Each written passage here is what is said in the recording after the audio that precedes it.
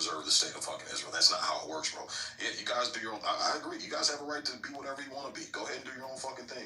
But you're not going to do it off the backs and at the detriment of the American country and the American people. That's where the problem lies. And once you say that, once you voice that, you are now an anti-Zionist, or you're an anti-Semite, you hate Jews, you hate, and it's like, no, motherfucker. No, you're not going to run that shit on. It's the same thing the blacks do. When you criticize blacks and you point out blacks, hey, you got to pick your own community up. You got to get yourself together. Oh, you were Uncle Tom. You were racist. It's just shaming tactics to try to shut down the criticism and the conversation, bro. And it's not working anymore because they don't control the media. Why do you think they bought TikTok, bro? Why do you think Oracle and Ellison are fucking implementing AI to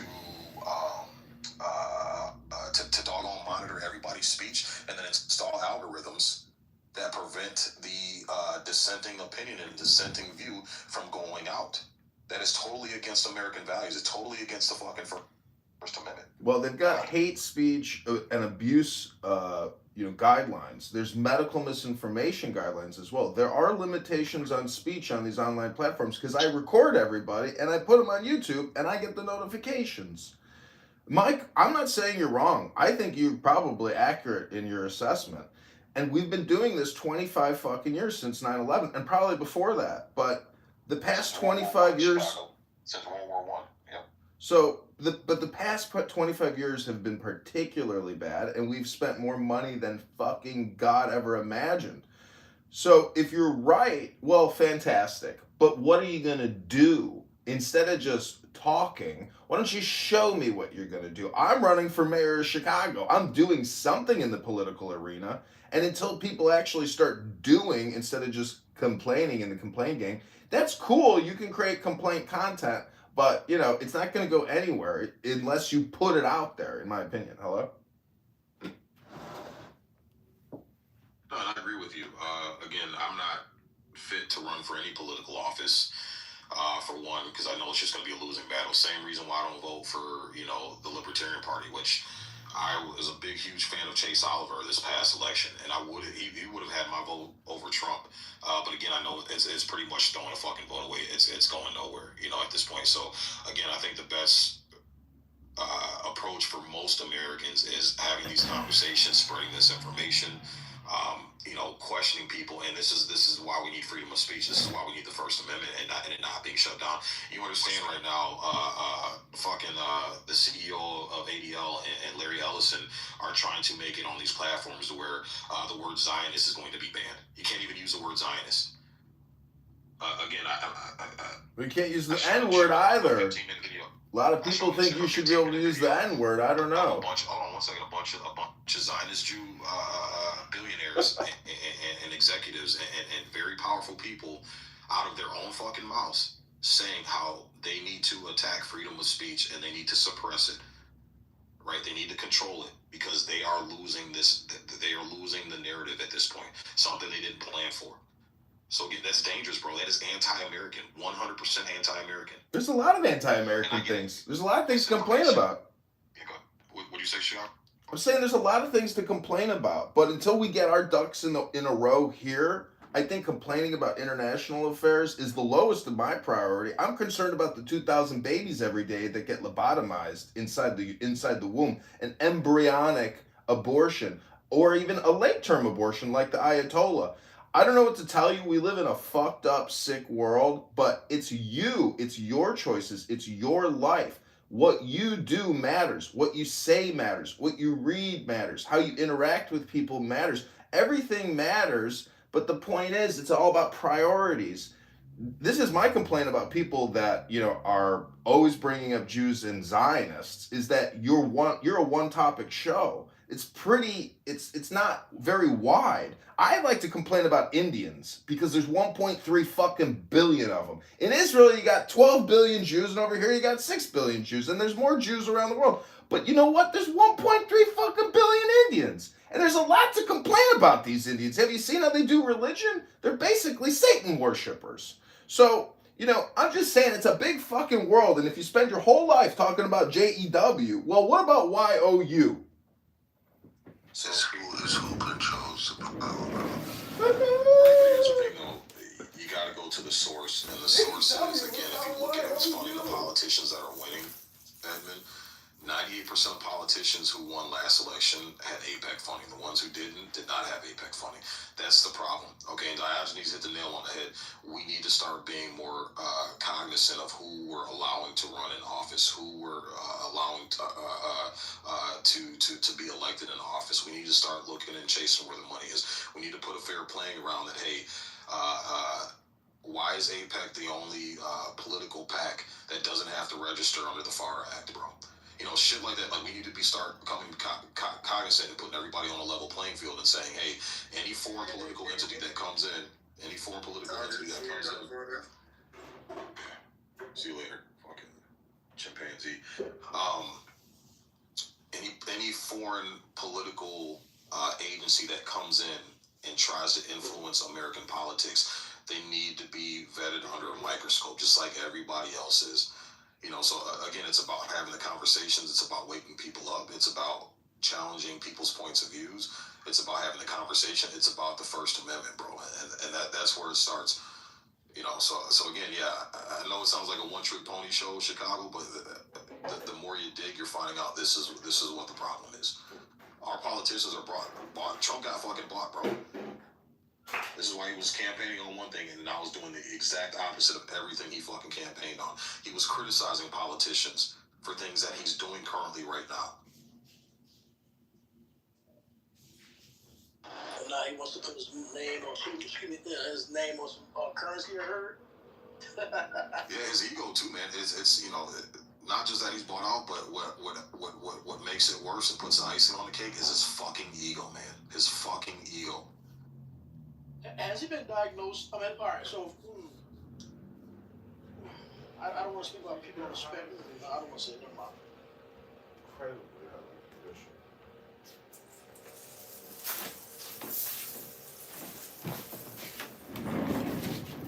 Hello? You know, you're a very conditioned human being, Sig. You know, and you're to me, you're the best. You know, you're a great guy, but you're highly conditioned. And when I say that, I mean the word ego, meaning that there is no such thing as an ego. That's a Jewish concept from Sigmund Freud. It doesn't exist in the real world. You can't touch it, taste it, or feel it. Now, I know it's a concept, but you also have to understand that there is no fucking ego. No one has one, no one's ever had one, and no one will ever find one, because an ego is a concept. And so what I'm trying to say is, you know, America is basically, you can buy it. It's for sale.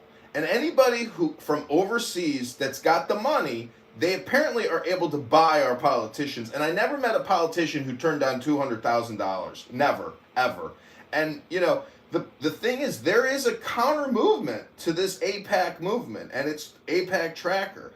And so finally, after 25 years, there's enough people now organized on the back end which are opposing APAC. And so APAC's power and influence is diminishing.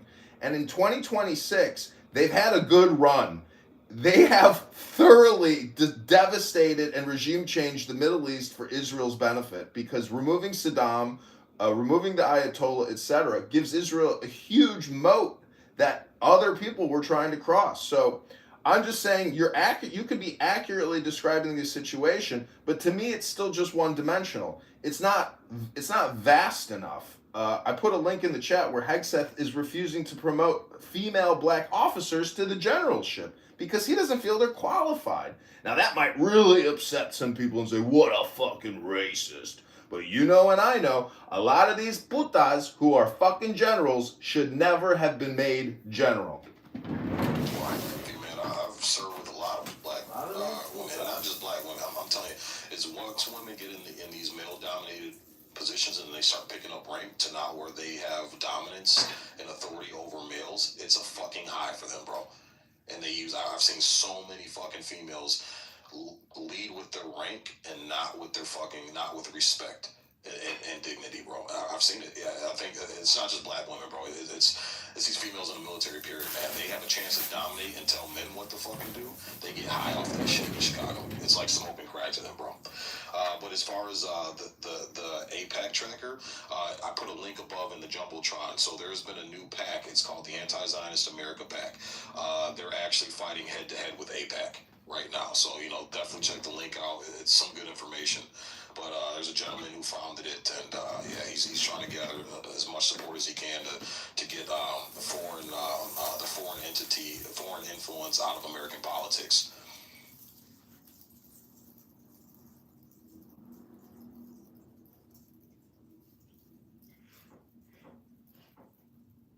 But I hear what you're saying, Chicago. Definitely, I hear what you're saying, and it's noted, brother.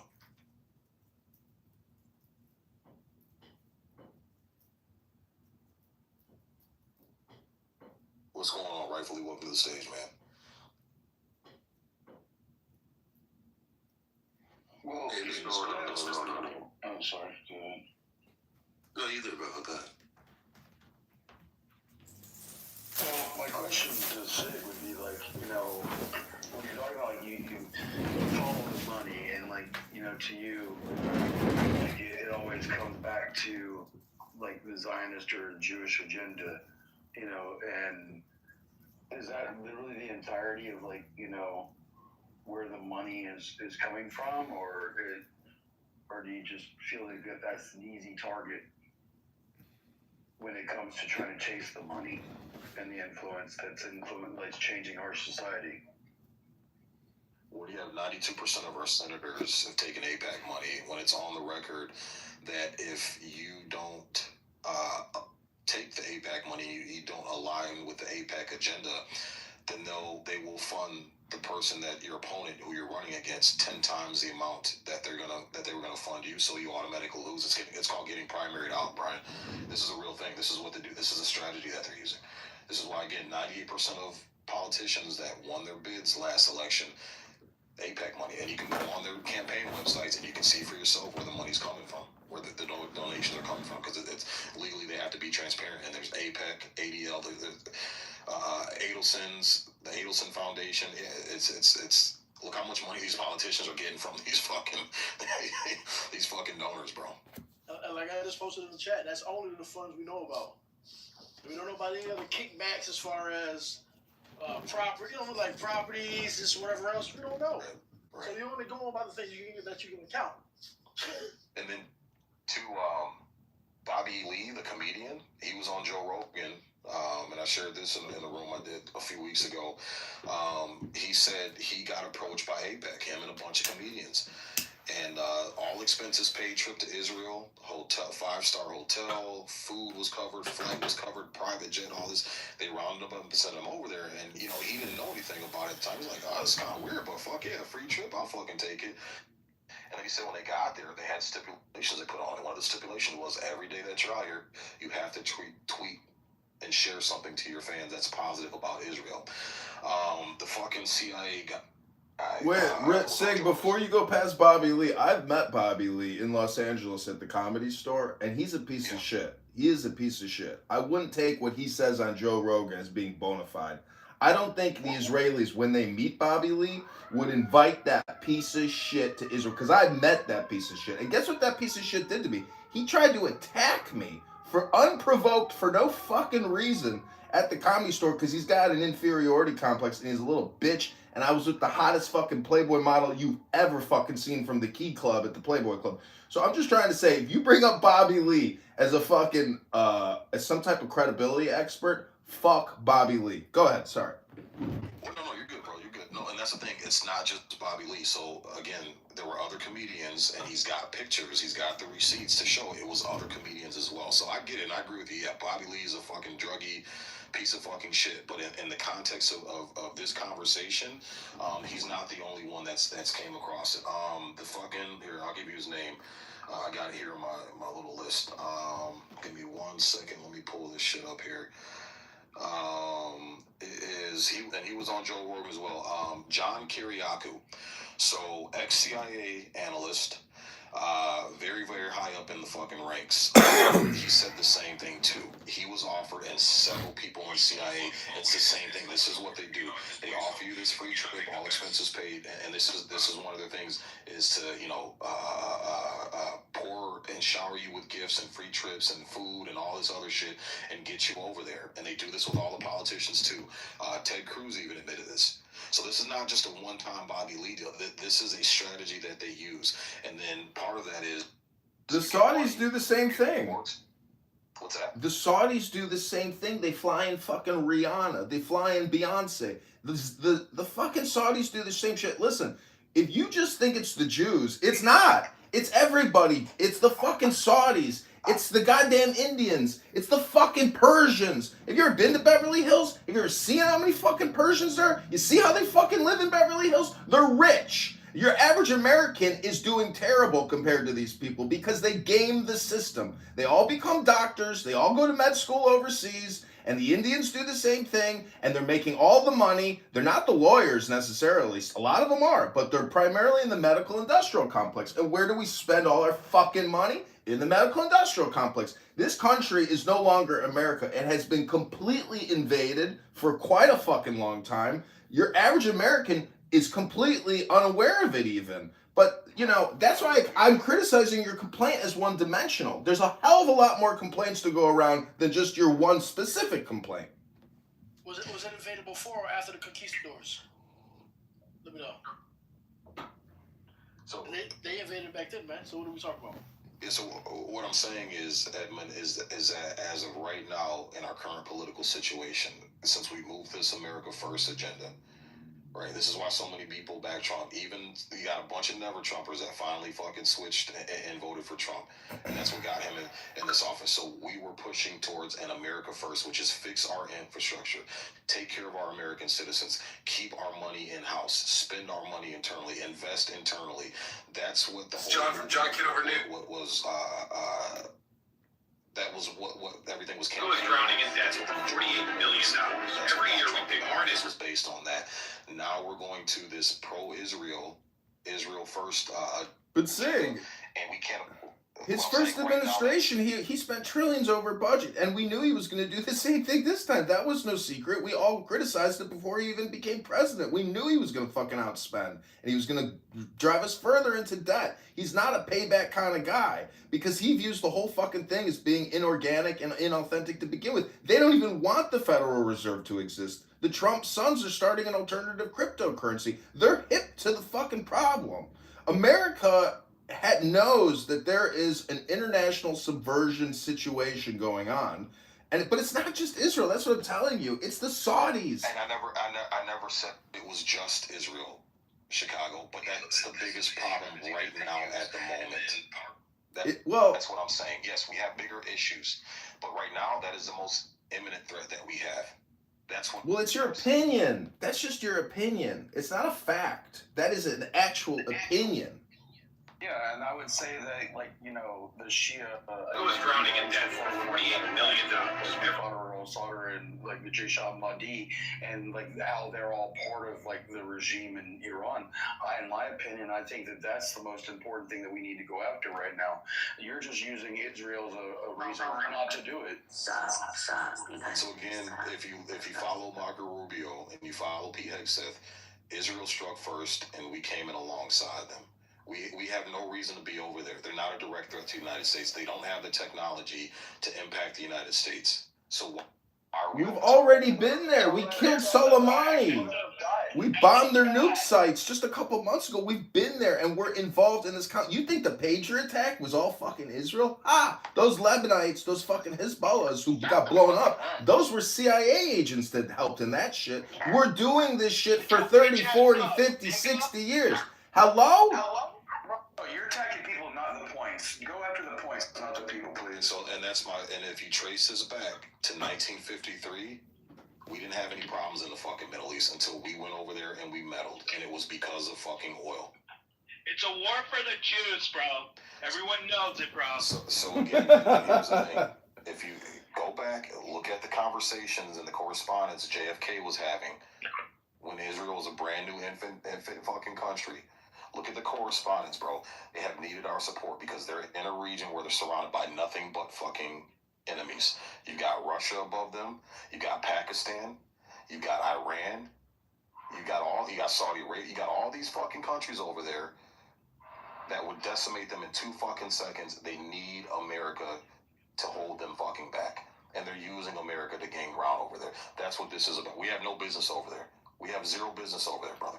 This is not our fucking battle. Big fat. It's again still just your opinion that we're not in the battle when we've already been in the battle, and you're just in denial of the fact that we're in the battle when we are in the battle. How many IEDs did Iran use to kill American soldiers? Being in the battle. Okay, again, that's like me coming to your house, Doc, and fucking with you and your family, and then you start dropping bombs on me, you start shooting shots at me, and then I start bitching and complaining that, oh my God, Doc's a bad guy. No, I should have went over there and fucked with your family in the first place, and none of this would ever started. That's my point. And now I'm gonna try to rally people behind me and justify. Zero provocation for you to come over here, right? Say that. You're saying that there was zero provocation for you to show up here in the first place, right? Right, that's the thing, Brian. Is if I go. So there was zero provocation. I got you.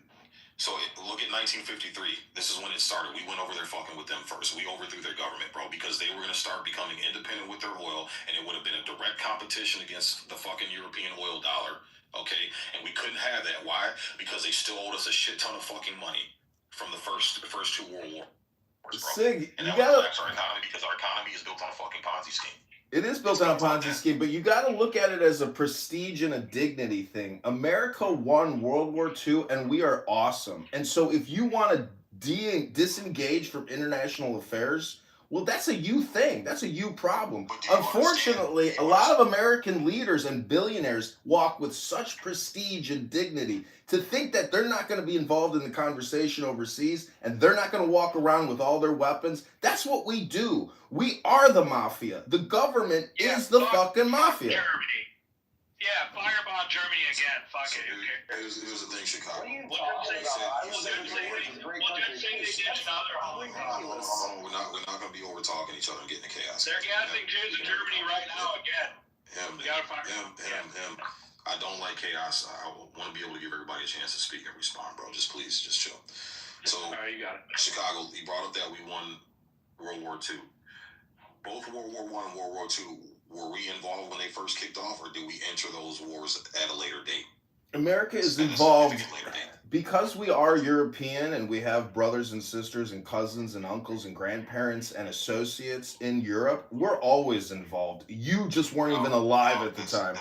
No, that's not true. Do your research. We were actually isolationists. We didn't want to be involved. The vast majority That was a political movement by one man, not necessarily the truth. What I'm saying is there is an elite establishment in America which always has maintained European ties. It's just your lack of awareness. Why did it take us several years to get involved in those world wars then? Because we had to build up our military. We weren't prepared. We had to industrialize for it.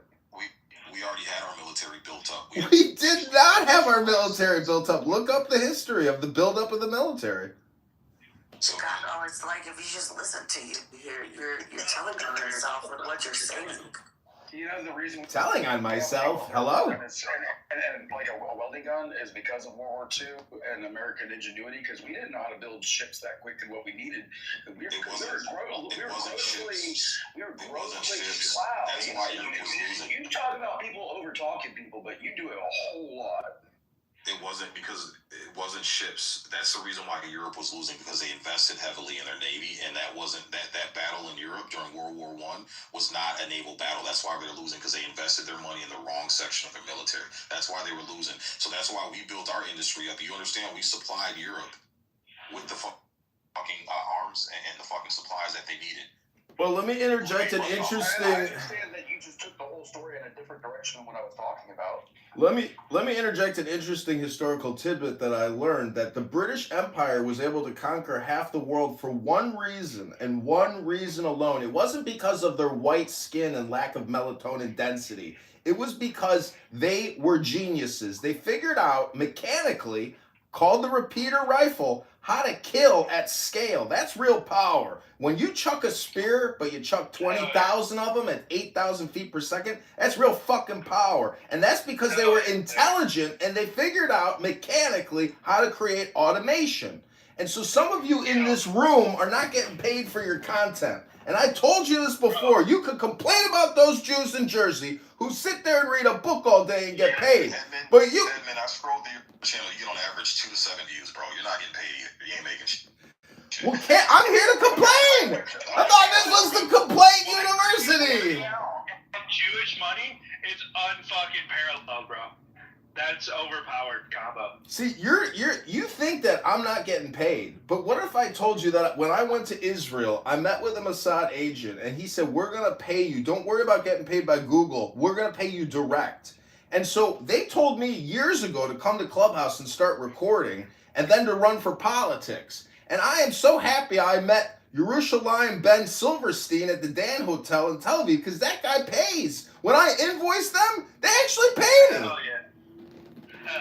There you go. You just Dude, I want to convert to Judaism, but I can't fucking move to a Jewish community right now. So I'm just waiting on it. The thing is, amazing thing about America is you can become Jewish right now if you say it. You can become a Muslim right now if you say it. You can be a Christian, a Hindu, a Buddhist. In America, we got the freedom of religion. Orthodox. It's the only, true conversion. Yeah, cheeseburger. You're tripping, and you know you're tripping, and you know it has nothing Go to do drink with some Jews. water. Go drink some water. I think there's a fucking frog in your throat. As Jewish people of the Jewish faith, this is what they're talking about is a political Zionist agenda. Communist Jews, yeah. Right. I'm not talking about Jewish people. Y'all top the top of this one. Globalist Jews. Yeah. See, I listen to these conversations all the time. Globalist Zionist Christians or This is just redundancy. The name, okay, then you can leave Chicago. Nobody's forcing No, I know that, but I'm just saying for the record. The conversation was going well until you dropped the quality level, bro. Well, let me give you your compliments, though, Sig. You know, you let me speak, and I appreciate that and respect that. But I'm just saying that, I'm going to read a book. But God bless you all. Likewise, sir. Likewise. It's redundant. Can we come here then? If you don't like the redundant, it's redundant. You can keep coming into redundancy, bro. On your own free will. That's crazy. Well, as I just told you about automation, I've actually fully automated Clubhouse, and it's actually in syndication, and you're a part of it. So thank you. And that's fine. I signed up for it.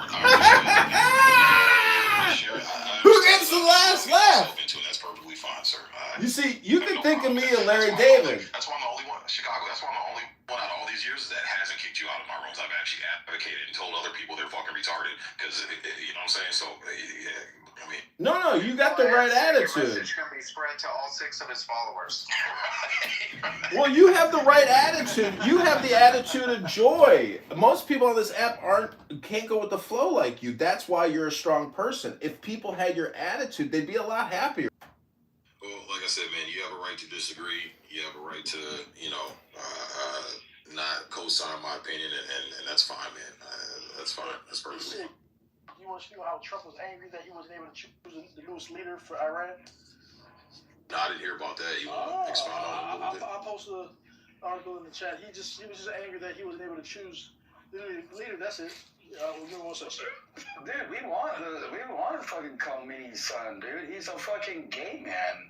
No, but With a busted leg. Like, dude, all you've seen is a cardboard cutout with his fucking face on it, and only Al Jazeera posts of what his statements are. You haven't even seen him since his dad died. Come on, man.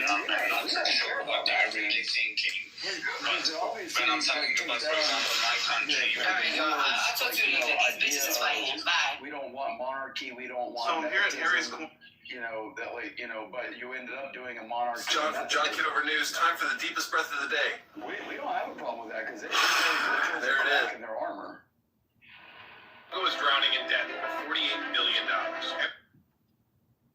Listen, You have to realize that this isn't World War III.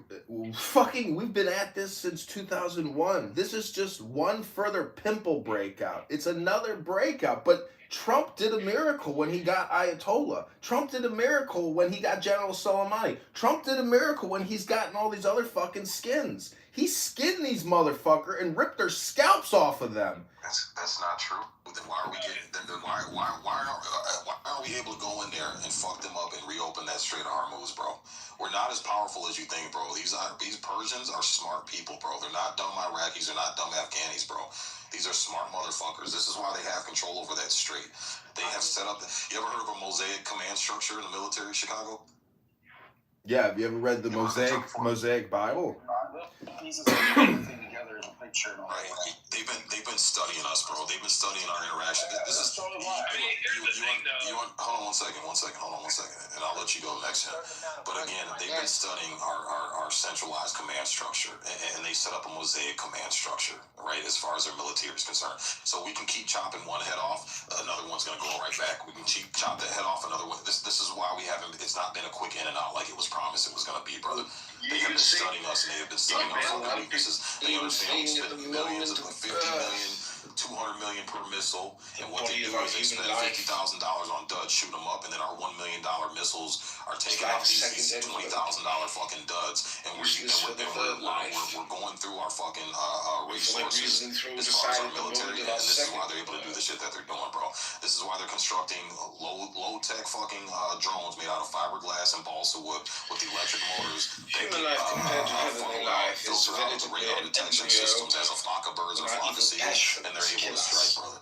Like they're not dumb people. This is why we're having such a hard time over there, and the legacy conservative media is not reporting this fucking side. Well, I gotta tell you, it's just your opinion that they're not dumb people. But I've met these dumb people, and I think they're retarded. And when they fucking fall, I'm gonna go over there and open up a fucking Chicago cheeseburger franchise and an electric hair removal procedure service. I'm gonna be a fucking billionaire in that country. Open up a Portillo's over there, bro. For sure. Not an electric hair removal company. Oh my god. Well, I'm being facetious, but listen. If they were so dumb, then we would have been in and out of there. No, there's no in and out. There's no in and out. There's 100 million people there. The bomb that I got blown up by that took out my striker, you know what? It was a 155 round that was Iran. You're talking about Afghanis and Iraqis. They're not the same as Persians. That's what I'm talking about. No, I'm not talking about Afghan. I'm talking about, I fought the Jaish al-Mahdi in Sadr City, which is a Shia group that was backed by Muqtada al-Sadr, run by, and he was in Iran, and they were funneling, the Ayatollah was funneling a shit into the Sadr City, and all the soldiers that were getting killed by bombs in fucking Baghdad in that area, bro, it was a freaking Iranian fucking proxy. Okay, and you act like I fucking forgot about that shit. Like I don't hold a fucking grudge. Well, listen to what you're saying. Again, you're in your feelings and you're making this personal, and that's why you sound like a fucking retard right now. Why? So because again, I'll explain why. So again, being backed by something is not the same as being the entity itself. That's the fucking difference. So yeah, they can back a bunch of retards, just like we backed a bunch of fucking retards over the fucking Middle East. Right? And they didn't know how to use the shit that we fucking gave them. Again, Russia has been studying this shit. We backed a bunch of retards in fucking Ukraine. This is why they're fucking losing. Okay? So when you back something, but they don't have the actual mental capacity to learn how to strategize and use that weaponry in an efficient manner to make tactical fucking gains, it's not the fucking same. These people build their own shit. They have strategized their own shit. They have studied this from the ground up. It's not the same mentality of a group of people. So that's what the difference is, Doc. Yeah, Iran might have studied Hitler, bro. Dude. All the Blitzkrieg and shit. No. Little war tactics. What lightning war Sig, besides bombs? You know, 2 days ago they released an image of the Tora Bora structure that Osama bin Laden they put out, which was fake, that didn't exist, and they're claiming they have these mountain nuclear or these mountain rocket storage facilities where they're able to strike. To me, that's so stupid. Like, if you blow up the fucking entranceway to a fucking shelter, you know, with all this material and all these weapons, you're finished. You can't get the fuck out of the mountain. So to me, a lot of it is fake. And if you work at the Pentagon, you got to create content. You have to create content for the American people to consume, to know what's happening. Yeah. But a lot of it is fake and stupid. Amen, brother. But that's just what they do. What do you? This is just Amen, war brother. 101, propaganda 101. It's just fucking obvious. Amen, brother. But the truth is, America and Pete Hegseth, these are lethal motherfuckers. Pete Hegseth will rip your throat out and stick it up your ass. So these people are fucking with some of the most badass motherfuckers. They better fucking realize real quick that negotiation and embracing America is the way to go. That's my opinion. Yeah. Hello? Hello? This isn't the Joe Biden trans army with trans generals getting, ceremonies at the fucking George Washington Monument. I'm sorry, but those days are over. Now they're dealing with the real mafia, the people that will kill you in the shadows and you won't even know you're dead. That's how badass these people are, and they are fucking ruthless. So why isn't this operation as clean as the Maduro operation? Explain that to me. Because there was probably some type of negotiation, and that guy that stood up in the Capitol building who Trump praised? If everything you just said is true, and you're the big top dog, and just go and wipe out where the fuck you want, and do whatever the fuck you want, it doesn't matter whether they're willing to negotiate or not. You just do what the fuck you gotta do, bro. Listen, I'm just saying that these Iranians, like you claim, they're very smart, but I've met them, and they all have to have rhinoplasty because their noses are so fucking hideous. They got hair all over their backs like they're from 1645 Swamp Creature movies. What I'm telling you is you're overestimating capability. We spend 1.3 trillion a fucking year, and over 25, 26 years, that's over $30 trillion in military weaponry. They are fucking with doomsday. We've got the secret key of destruction. And what are they doing with all that money, that weaponry we're investing in? They're shooting up fucking duds, and they're spending $20,000 for every fucking $500,000 in missiles because they've gotten smart. And you can't keep a production when you're spending that much money. It's not gonna last forever, bro. Listen, Gibson's is still in business. Morton's Steakhouse is still in business. Portillo's is still in business. You think they're going out of business? You think we're going out of business? No, this is business, baby. Yeah, we just put more money into the economy, bro. Money we don't have, bro. This is money that we print. Who has it? But you admitted it's a Ponzi scheme. It's a Ponzi scheme. You admitted it. We do have the money. We've got the moat. You know what gives us the money is the moat. Until Washington, D.C. falls, we got a moat to print as much as we need. If we wanted to, we could print 40 trillion overnight and pay the whole debt off like that with money we create out of thin fucking air. It's called magic, baby. It's on your fucking dollars. Look at the symbols. Look at the intelligence on your fucking dollars. It's right there on the money. It's on your fucking money. The Ponzi scheme secret is on the fucking money. Hello? We got a moat, baby. We got a fucking moat. We are in a... Alright, you're not gonna turn my stage into a retard show. One person talking at a time. I don't mind you disagreeing, but you're not gonna turn this shit into a retarded fucking convention, bro. Let's keep it straight. May I get in the queue? Yeah, go ahead, Monica. Actually, you can go next. Go ahead, you got the phone, Monica. Go ahead. Awesome. Hey, everybody. This is the Masculinity Mansion. It's led by Fearless Sig, who is a dominating force on Clubhouse. We're talking about Erica Kirk is big mad at Drewski. I didn't hear about her being big mad. I did hear that her team was exploring options to whether Drewski's parody of her. Oh, there's a typo. I think it's D-U-R-S-K-Y.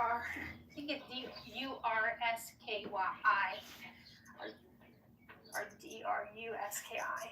That's how you spell Drewski.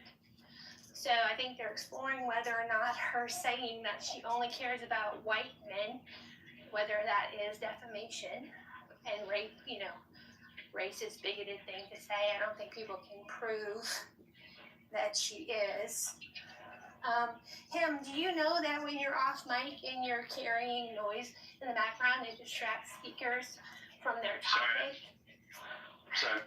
Excuse me, Monica, is that you in your PTR? I've never seen your photo. You look beautiful. Let Monica finish. So anyway, I don't know if they do plan a lawsuit and I have concerns it probably won't be successful. But we'll see. Well, that's the thing, Monica. If you say they're not big mad, you don't file a lawsuit. Look at Charlie Kirk when South Park ragged the fuck out of him. He didn't file any lawsuits. He didn't try to get a team together to look for defamation. He just said, hey, this is freedom of speech. This is what it's about. And it's actually funny as shit. I enjoyed it. So that would be the actions of someone who's not big mad. Someone who's trying to go after someone for just making fun of them and shit. That is indicative of being big mad. So I would have to disagree with you on that, Monica. Well, I don't think she's made a public statement. Actually, she did. And Really? if you go on to her ex, she's like, she saw it and she commented that she's like, hey, I'm going to talk to my makeup team and I have some things I got to do. But pursuing legal action, again, Charlie Kirk didn't pursue. She really? No, look at her. No, she laughed at it. She told her makeup and design team that she needs some help. Like, she was like picking at herself because like it was close to home in the parody, you know, and like she laughed at it from everything I've read. And you see what she said about the blackface? She said, no, she did blackface. They would consider her a racist if she did that. I've never seen her in I blackface. posted. Oh God, not a racist! Oh my God! No, I've just never seen it. I don't know anything about it. Yeah, but again, like I said, man, you know, you wouldn't be trying to pursue legal action or talking about for someone just making a fucking funny joke, a funny video. And then I've seen the fake outrage. Tim Pool actually did a excerpt on it, and he had a bunch of guys on his panel. And when they started playing the fucking clip, you can see them guys fucking cracking smiles because it was actually funny. And then after Tim Pool was trying to, you know, talk about how insensitive this is, and then the smiles went away. They got all, you know, professionally outraged. And you know, The Wayans brothers are masters at this. The Wayans brothers are masters of this. Listen, I put a link in the chat. I know some people here want to get smarter and improve their lives and have a better day every day. The link is in the chat. It's called The Practical Rights to be Greedy, Necessities on Why to Demand Everything. In the end, we weren't greedy enough. This is our country, and SIG is bringing up important issues. But Erica Kirk, as you know, and many of you know women that are very duplicitous. Erica Kirk is a very duplicitous young woman. From all of her little videos that she made and her little CIA content creation, because she's living in her CIA bubble, that's very dangerous. And it's probably not a rifle that took out Charlie. It's probably a shape charge. And, you know, his entire team were Israeli security. So, you know, Charlie was one of us. I'm from Chicago. Charlie Kirk was from here. I know a lot of people that personally know Charlie Kirk. You know, but he would come home and say, good Shabbos. And he would watch American football and just veg out on the couch. He wasn't some pot-smoking, Miller High Life drinking, you know, yoga underpant wearing kind of guy. So all I'm trying to tell you is I hope everybody here has a great day. Rabbana Shalom. Charlie Kirk was taken out by a Mossad agent. You guys gotta stop with this retarded shit. Before you three came in, bro, we were having a good. Well, I am retarded. I'm the R word. Oh man, stop, bro. Like y'all gotta stop this Tourette shit, man. It's fucking annoying. Like say what you gotta say, but add value to the conversation. Quit with all this coming off the mic and this crazy shit, bro. It's gonna be the hallways. I got hand raising off, so when hand raises off, it's the hallway. That's your only options. It's on stage, Ooh. conversation, or in the fucking hallway, bro. That's your only option. So go ahead. Well, you know, I felt like what I was adding was of value. I can't speak for the other people interrupting me, but I thought I was adding something of value. Excuse me, but it's my opinion I was adding value. Are you done? No, actually, I am not. Thank you very little, Monica.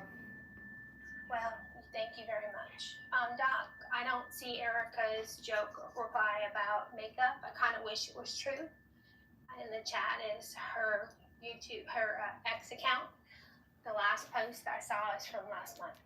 So you have a link that shows she did reply so cleverly to the parody. I'd love to hear it or see it or document it.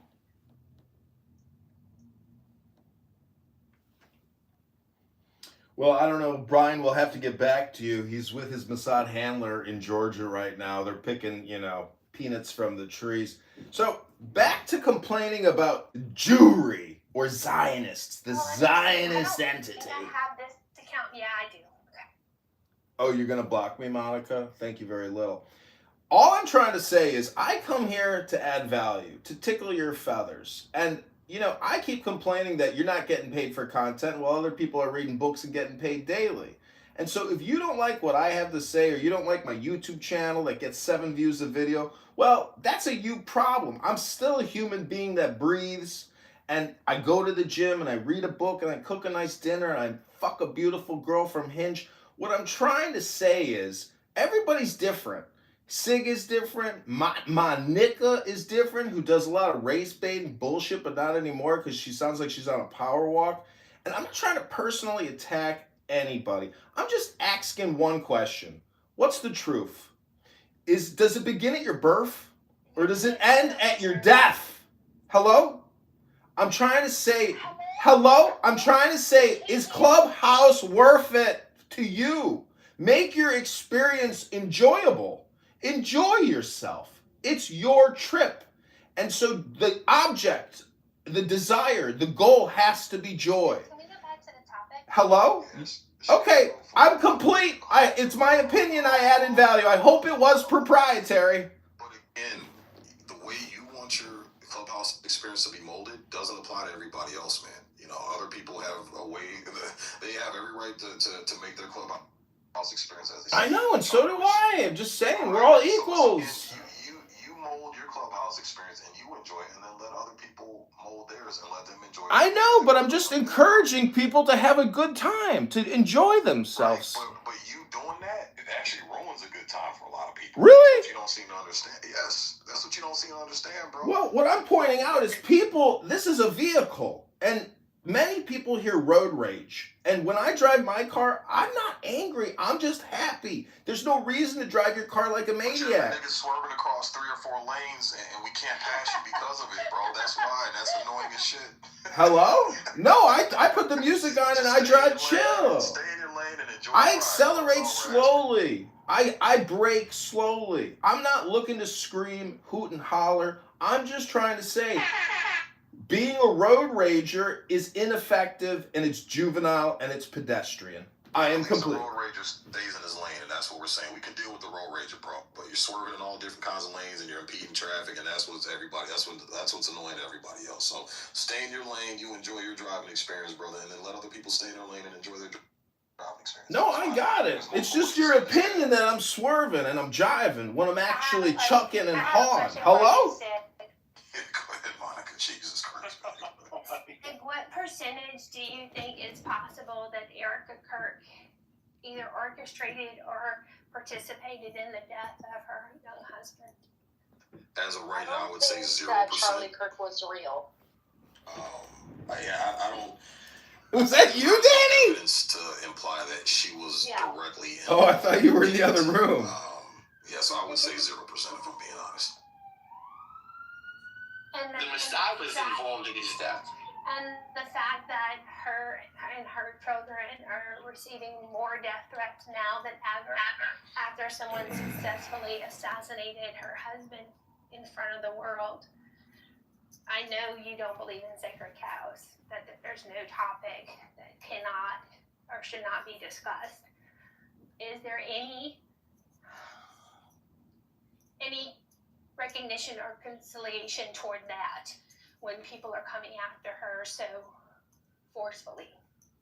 Yeah, so here's the thing. I don't condone any death threats to anybody, right? So I don't condone that. But you have to understand, when you make yourself public and you put yourself in a public spotlight, that's kind of par for the course, no matter what your stance is.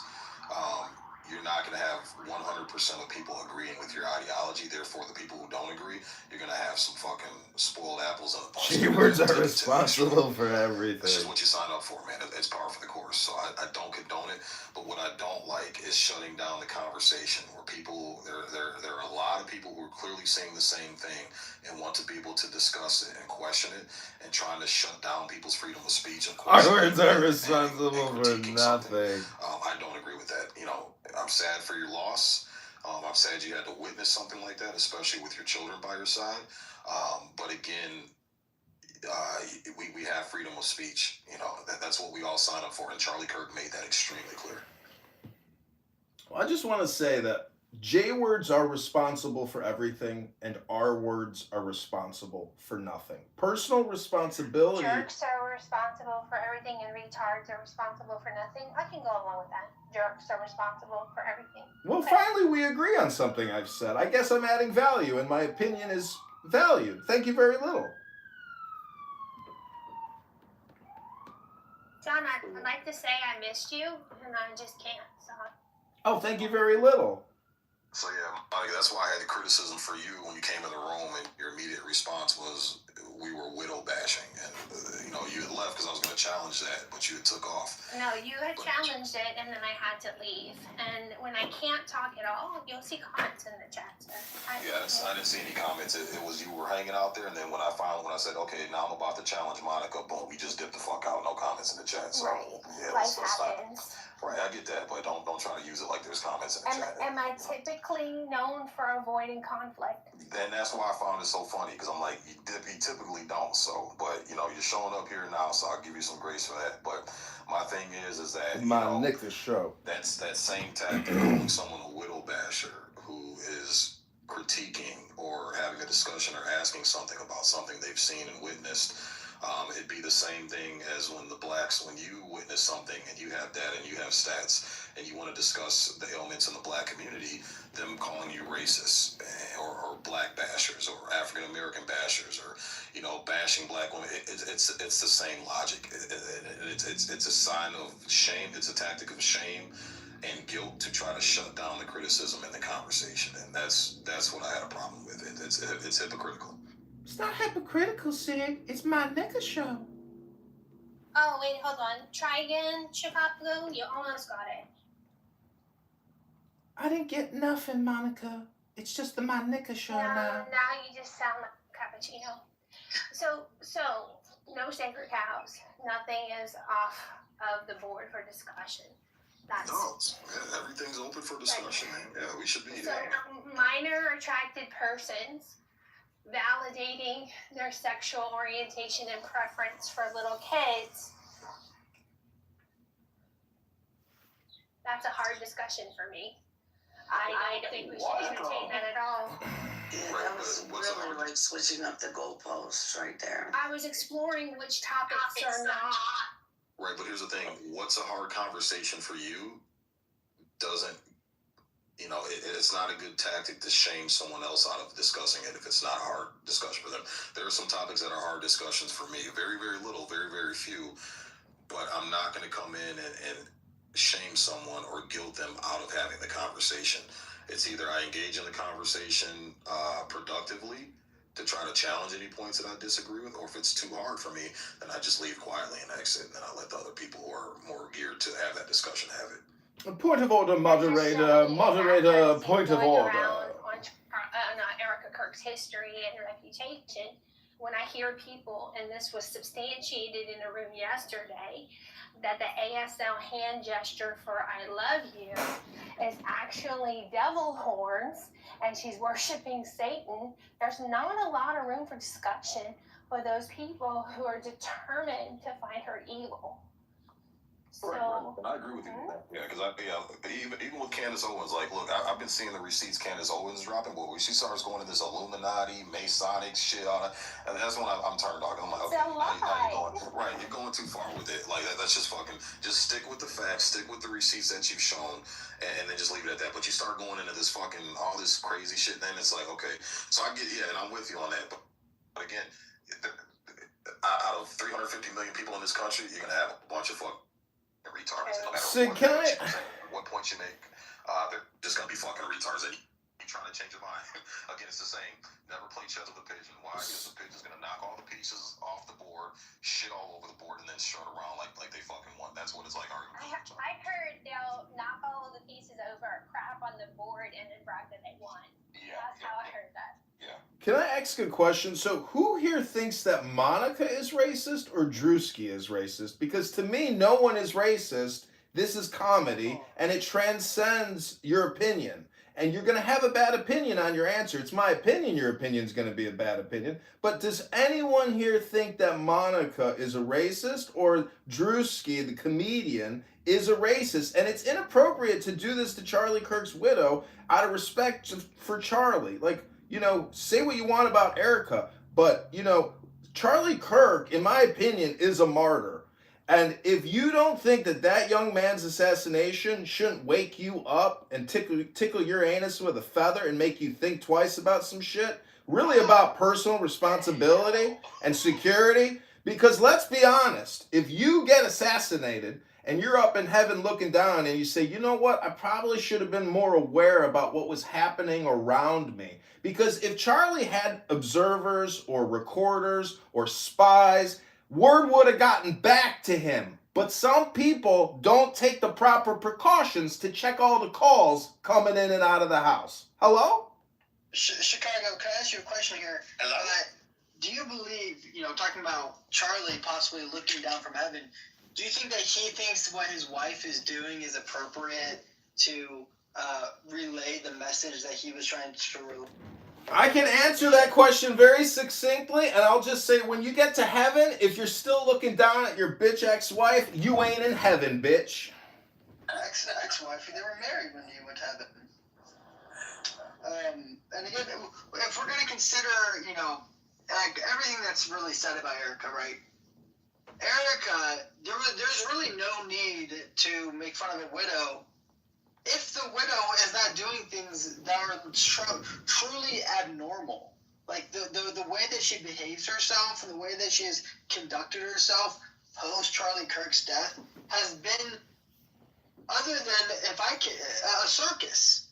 Going out and whatever you want to say about Drewski, the video of her going out to sparklers and fireworks going off, no joke would be made if you didn't treat. Even if she's a widow, she's still entitled to create art. Many people think my surrealist YouTube comedy videos are totally inappropriate and ridiculous, but to me it's just art, and you're just a critic.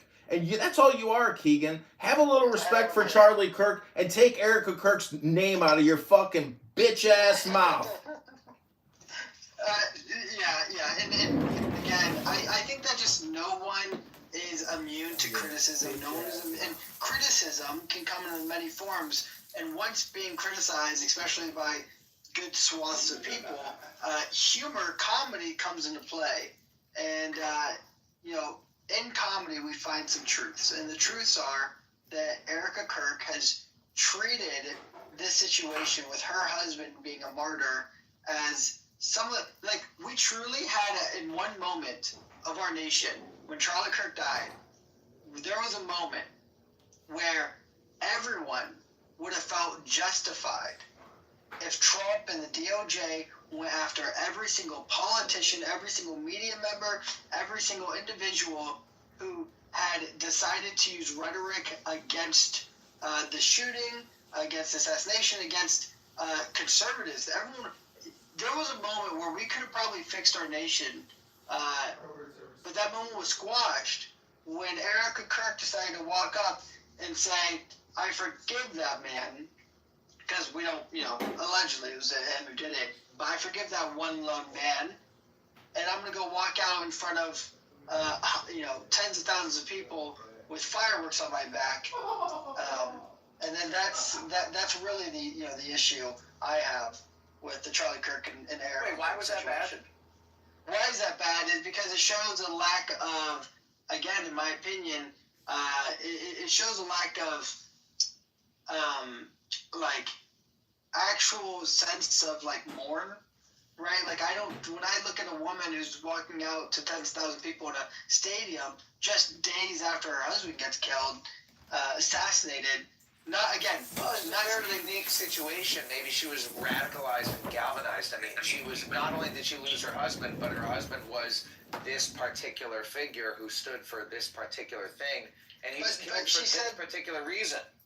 But and I made it very clear to my wife. I said, if you ever get killed in front of me, I won't forgive the person, especially publicly. all unite for a form of, something like PTR, or retribution.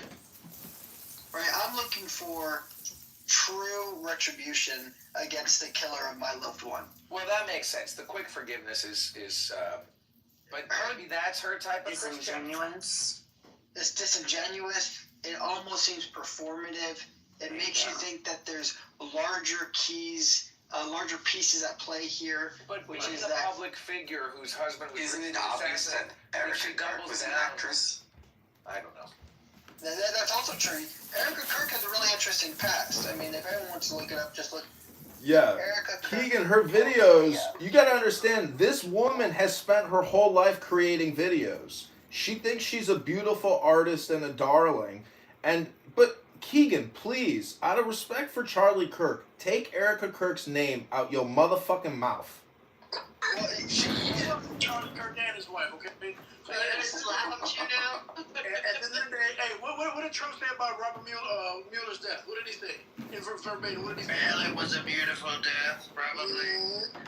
He said he's glad that he's gone. He died like a dog. Good, I'm glad he's dead. He can no longer hurt innocent people. You know, Robert Mueller was a Vietnam veteran and a badass, and Trump was a bowler. But Trump outmastered all of them with the power of wit and the power of words. The pen is mightier than the sword. And when you achieve the pinnacle of power like Donald Trump, then you can come back here and complain all you want. The truth of the earth is that Charlie Kirk was a good person, but a naive person. He was unaware of what was happening around him. If he only had a way to detect the truth, or somebody to come and warn him, he could still be with us here right now. Chicago, Hello? Limit your submission's like 30 seconds. Hello? Respect, I know that you wanted to go, so go ahead. My friend... Listen, I want to pass the mic to my friend, but I think Sig... Chicago, chill. Hello? Last warning is either the stage or the hallway, bro. You pick. But the hand raising's off. Those are the only two options. Okay, well, you got... I want everybody to witness what fascism is. I am complete. Hello? It's just like being anti-Semitic towards you, Chicago. We're gonna go respect my friend and we'll open it back up. No, Keegan, I was just bringing up that point. Is like people were mad and sad about Charlie Kirk and his death, and people were like, "Oh my gosh, you can't say that about Charlie Kirk." And then Trump said what he said about Robert Mueller, and nobody says anything. So That's absolutely right. That's the only question. No, you're absolutely right. And that's a good assessment to make there. Is are you going to be hypocritical? Because no one cares about Robert Mueller dying. No one cares about. But even if Charlie Kirk was a bad person, whether or not you have that debate of whether you liked him, the way that he died publicly in a very humiliating, disgraceful manner, it should be known that is a very consequential moment in American politics and American history. A public assassination done to a pretty large individual, and the reaction from it. Again, there was a moment where you had conservatives all over feeling that it was justified to do a lot of things that maybe be considered like authoritarian. But that moment passed, again, the second that Erica Kirk decided to make the whole thing a laughable event. Her doing her It's weird your opinion that she made it a laughable event. That's ludicrous. I mean, sure, it's my opinion, but it's an opinion held by... How are you remotely putting Mueller, who died at 81 from Parkinson's, to Charlie Kirk being assassinated? How are you even remotely conflating those two points of view? Well, we're not you didn't hear. We're not conflating the two. We're saying that no one mourns. Right? No one mourns the wicked, which is a quote from Wicked that my wife loves. But no one mourns the wicked, and I think that's Respect's point, is that no one mourns Mueller for dying. Trump especially. Well, no, my main point was Trump's response as far as him saying, "Hey, good, he died. I don't give a fuck." Whereas people said the same thing about Charlie Kirk, and it's like, "Oh, you can't say that about him. You can't say you don't give a fuck about." You couldn't do that about Charlie Kirk. But when Trump did it, again, nobody said. They said the same thing about Hulk Hogan and Chuck Norris. Hasn't it come to the Guam that Charlie Kirk was shot by Mossad? First and foremost, what the fuck is a goyim? So let me Explain to him, please, what the goyim is. See, listen, I hate to interject, and I'm not trying to, cause anybody here to be emotionally frictionized, but Chuck Norris did go to Israel and meeting with Netanyahu and say, I will always support Israel. Because Chuck Norris knows that strength is the joy of the world. And the strength of the world is the law. And many here will never talk about the law, but you will do low-hanging Jew hate commentary. And if you pick on the weakest, if you pick on the... I am not complete. Please mute yourself. Please mute yourself. I'm just giving some personal advice. I'm not Jewish. My mother's not Jewish. She's gorgeous. And what I'm telling you is, if you pick on Jews, that makes you a Jew. Because that makes you weak and pathetic, right? But if that's what you like to pick on, and Jew is your favorite juice to pick out of a tree, well, you might be a Jew picker. And if you spend your whole life picking Jews out trees, you'll never learn the truth of the earth. Always. Jesus fucking Christ. He wasn't wrong though. No, hey, stop. We're gonna let my friend go. He's been waiting. Let's now that that's cleaned up, let's just go ahead. I'd like to reiterate what John Kitover just said. Nah, we're off that. First of all, Jews are not exempt from criticism, and it's not picking on Jews. Jews are just as open to criticism as anybody else, bro. Nobody's buying that shit anymore. Nobody's buying that shit anymore, bro. So it is what it is. You're in America. You signed up for freedom of speech. You're going to be criticized just like the blacks, just like the Christians. That's the one thing, man. Like the Christians, I've criticized the Christians so much on this app, and I have to give them credit, is that they've engaged in the conversation. Never try to shut the conversation down. Never accuse, you're anti-Christian. Again, man, it's everybody sees it with their own eyes. The minute you criticize Jews even mildly, my friend, you missed it. I had a huge room a few weeks ago, and no criticism, no picking on Jews. I didn't even allow anything negative as far as Jews. Anybody came up? I'm not accusing you of that. I'll be very succinct. Let me just say, when you go to the buffet, you don't just eat juice meat. You don't. You eat everything. Where's your taco and burrito item?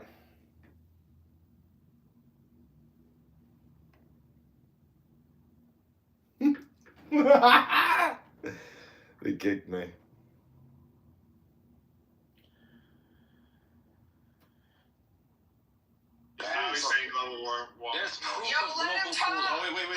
Okay, I'm sorry. If I said global warming, that's my bad, right? But at the same time, I think and I do believe that I mentioned climate change because I'm familiar with the fluctuations in climate and that they're going to do that weird ass chess move, like you said. Global warming. Why is it cold? That's a dumbass argument. But my thing to you, Kazi, is this: look, most.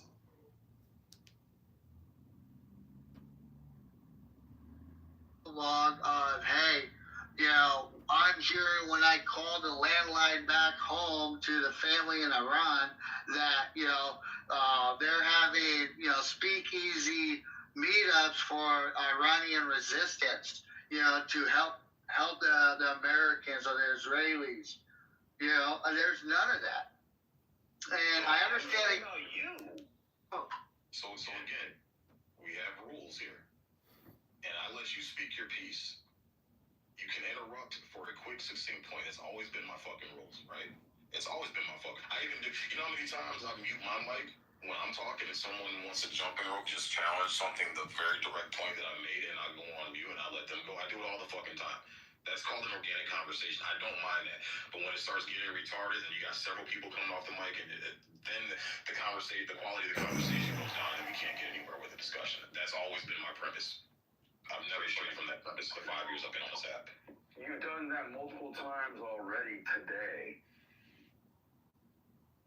Again, and I let people do it to me.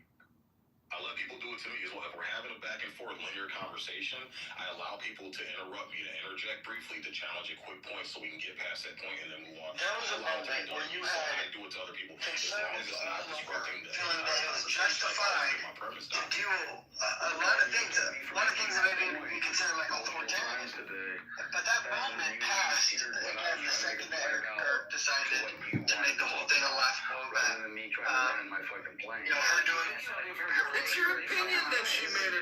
municipal event. That's ludicrous. So when you first came in the room, you had a mic from us, and Putting Mueller, who died at 81 from Parkinson's, to Charlie Kirk being assassinated. How are you even remotely conflating those two points? Well, we're not conflating the two. We're saying that no one mourns. Like, no one mourns the wicked, which is a quote from Wicked that my wife loves. But no one mourns the wicked, and I think that's Respect's point, is that no one mourns Mueller for dying, not Trump especially. Well, my main point was like, well, Trump's response, as far as him saying, hey, Bill, he died, I don't give a fuck. Whereas people said the same thing about Charlie Kirk, and I was like, oh, you can't say that about him. You can't say you don't give a fuck. Like, you couldn't do that about Charlie Kirk. But when Trump did it, like, again, nobody's going to say the same thing about Hulk Hogan and Chuck Norris. Bro, dude, don't even Charlie Kirk was shot, baby son. and you turned it into yours. First and foremost, what the fuck is a goyim? So, I mean, Explain to him, please, what the goyim is. See, listen, I hate to interject, and I'm not trying to, cause anybody here to be emotionally frictionized, but Chuck Norris did go to Israel and meet with Netanyahu and say, I will always support Israel. Because Chuck Norris knows that strength is the joy of the world. And the strength of the world is the law. And many here will never talk about the law, but you will do low-hanging Jew hate commentary. And if you pick on the weakest, if you pick on the... I am not complete. Please mute yourself. Please mute yourself. I'm just giving some personal advice. I'm not Jewish. My mother's not Jewish. She's gorgeous. And what I'm telling you is, if you pick on Jews, that makes you a Jew. Because that makes you weak and pathetic, right? But if that's what you like to pick on, and Jew is your favorite juice to pick out of a tree, well, you might be a Jew picker. And if you spend your whole life picking Jews out of trees, you'll never learn the truth of the earth.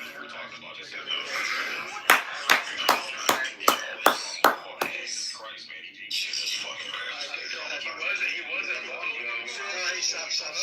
We're gonna let my brother Let's, now that that's cleaned up, let's just go ahead and take it. What John Kitover just said.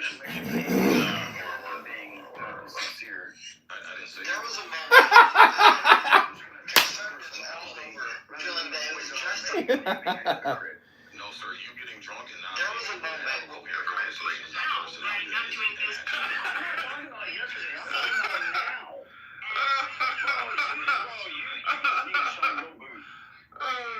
Yeah, so again, when people say Doc on this app, because it happened earlier before you even came in the room, oh my God, that motherfucker gets so fucking shit-faced and crashes fucking stages. That is the reputation you built up for yourself based on your fucking actions, bro. So I'm not criticizing your personality, I'm criticizing the actions that you have consistently displayed over 5 years on this fucking app, and that's why you lack credibility and fucking respect on this app, and you get kicked out of I got zero fucks to give about like that. The problem is y'all don't want to push back because you want people to follow in line. Bach Beer Ready is following me! If I didn't want to take the pushback, you wouldn't be in this room right now, and you wouldn't have had a chance to say what the fuck you said earlier, and had plenty of mic opportunity. So that's another lie. You're still here, and you've been challenging me the whole time, and you're not gone. So again, that's a fucking lie. Get out of your... Bob! Yeah, and go ahead and interrupt next time I make another fucking point of view. Well, here's the deal, sir. You make your own room. Because I have a reputation, again, 5 years when I go into other people's spaces, I don't interrupt mods and I don't show my ass the way that you fucking do. So if you bother to read the rules of this room, when mods are establishing order in this room, everybody's going to go on mute. And if you come off, you get fucking kicked down to the goo. That's for everybody. That's fair against everybody. But I can have several people that vouch for me that even when I'm having a back and forth discussion with people, they interrupt me for a solid point, and I mute up. I stop. That's the problem with the majority of y'all. When someone else opens their mouth, you don't know how to shut the fuck up. And I do that so. I'm John Kitover with Kitover Network News. Tonight, a look at what's being called the Medicine and the Light, a grassroots effort led by local volunteer John Kitover. Through small clinics and pop-up stations, Kitover distributes basic... I'm John Kitover. So, Crimea River... the United States. You constantly come to these places. John Kitover. And these little... You won't be missed, I promise. You will not fucking be missed. Yeah. I'm saying these fucking retards, bro. Oh my god, man.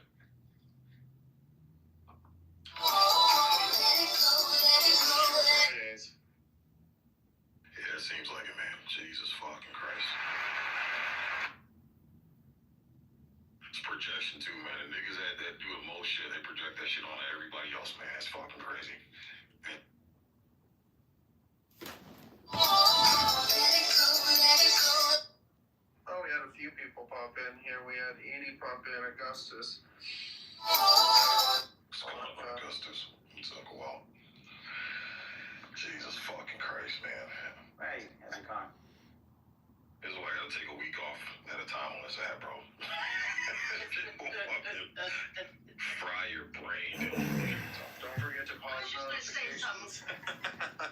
I was just say something quick about Eric because I'm like trying to, play devil's advocate. I'm like, okay, so you don't want the momentum of TPUSA to stop, right? But I think there's still there's that, and then there's what she's doing, which you have to be aware of the optics, right? She's not an idiot. She's got people. It's just When your it's opposite too is much. I recast just or can't. projected, It's that's too it. much, and The tools especially are as right. somebody pointed out that she had said she forgives the guy, but you still need to make a point. We will not stand for somebody assassinating somebody for what they said, and it seems like that just kind of was completely gone, and it was just such a show. I just can't. I can't wrap my head around the way she's been behaving since his death.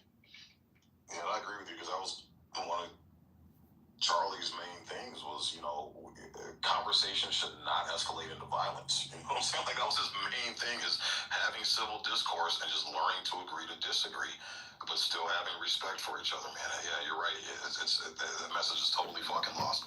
But I wanted to push back on Keegan because as far as the forgiveness thing, like I can't knock her for that because I've seen a lot of Christians whose family members, especially There was a moment where you had so-and-so conservatives all over feeling that it was justified to do a lot of things that maybe would be considered like authoritarian. The way God has shown forgiveness and mercy. Like, no, like not doing business with the jewelry. Like, if you decree protest, yes, the jewelry, J-E-W-R-Y. It's a word. I learned it from reading the World Zionist Organization. And I know that I know that too, and I recognize that. Of the United States Congress, read by candidate Congressman John Kitover. No state shall enter into any treaty, alliance, or confederation, grant letters of marque and reprisal, coin money, emit bills of credit, make anything but gold and silver coin a tender in payment of debts, pass any bill of attainder, ex post facto law, or law impairing the obligation of contracts, or grant any title of nobility.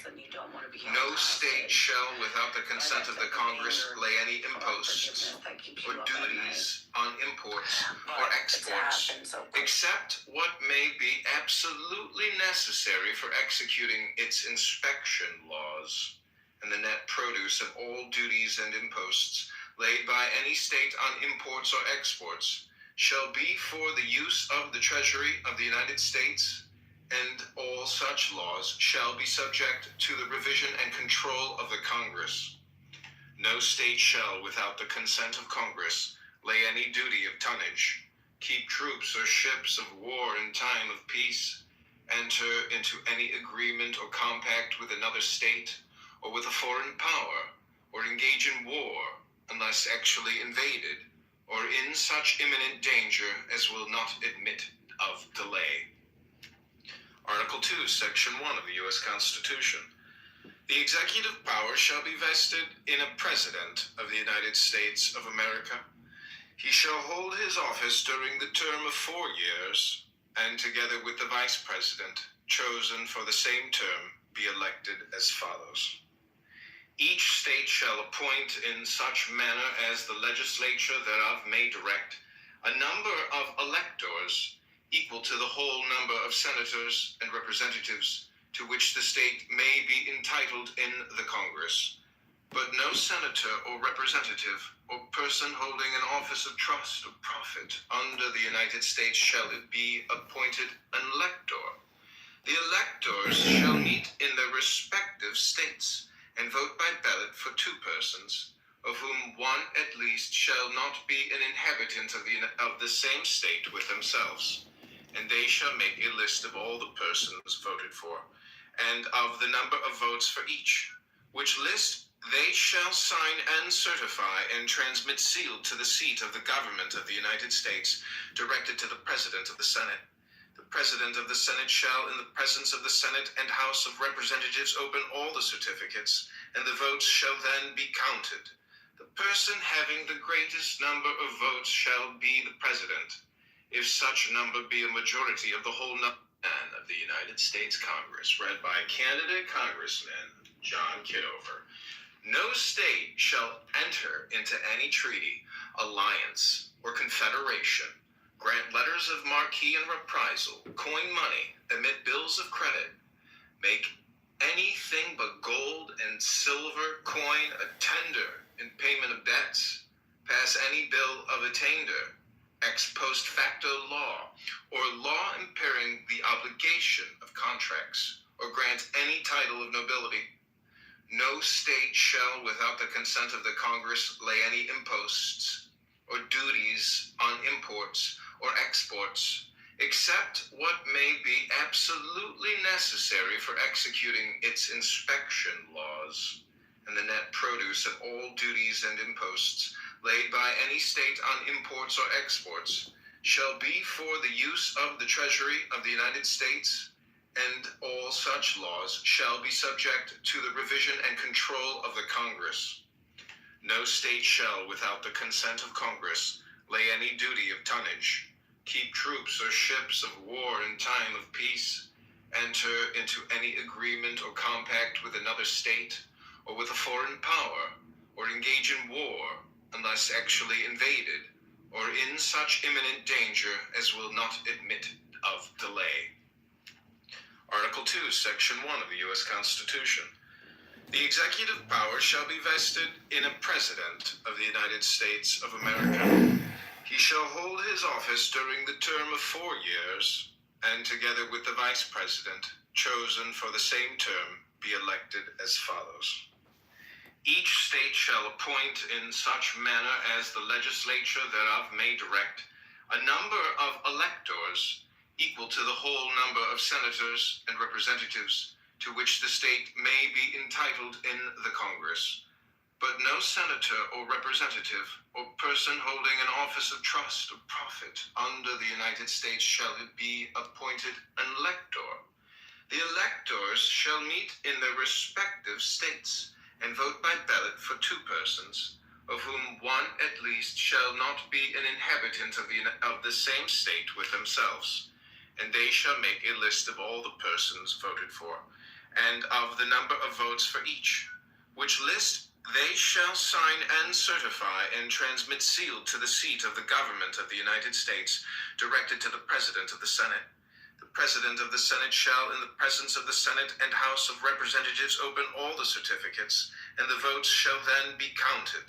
The person having the greatest number of votes shall be the President, if such number be a majority of the whole number of the United States Congress. Read by candidate Congressman John Kitover.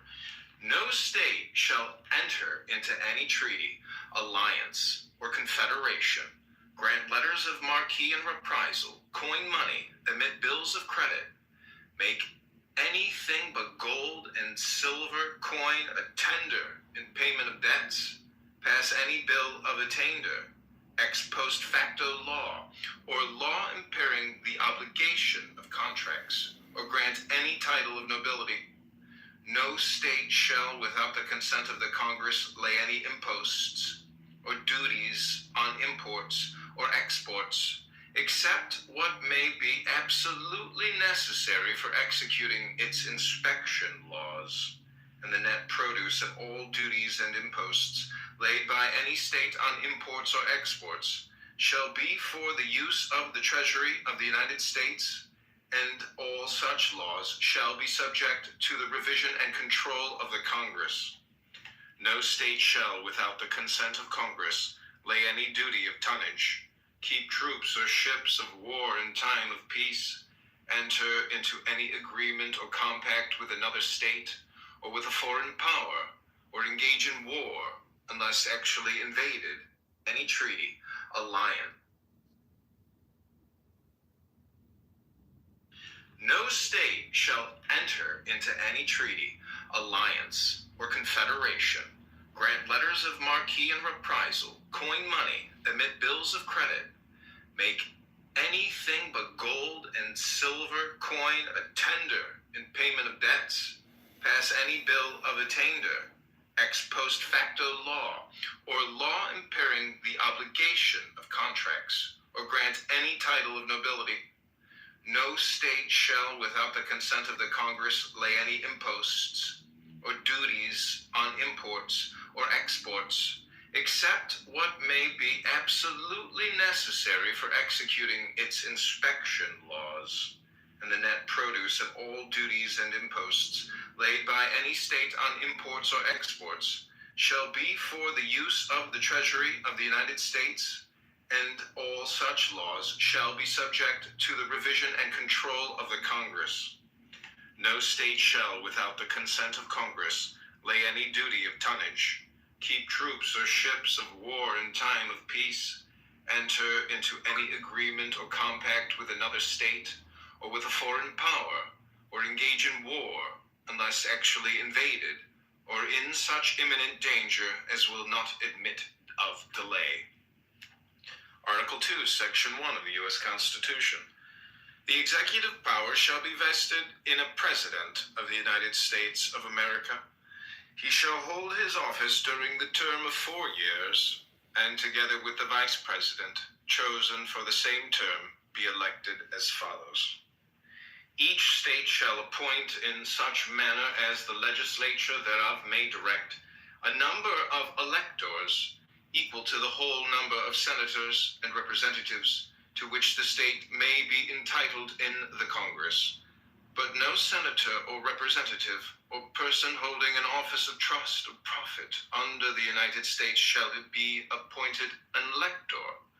The electors shall meet in their respective states and vote by ballot for 2 persons, of whom one at least shall not be an inhabitant of the same state with themselves, and they shall make a list voted for, and of the number of votes for each, which list they shall sign and certify and transmit sealed to the seat of the government of the United States, directed to the President of the Senate.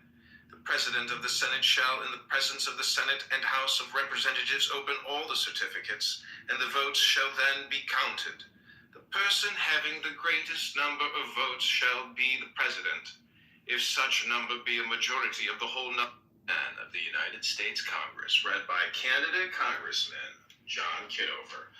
No state shall enter into any treaty, alliance, or confederation, grant letters of marque and reprisal, coin money, emit bills of credit, make anything but gold and silver coin a tender in payment of debts, pass any bill of attainder, ex post facto. Possibly what he could have been, people automatically was like, fuck this guy, I don't give a fuck about him. And that's exactly what a lot of people did. And so I'm sorry that the people who didn't understand maybe should have asked, hey, why would some people feel the way they feel about Want any shortcuts and all of that, like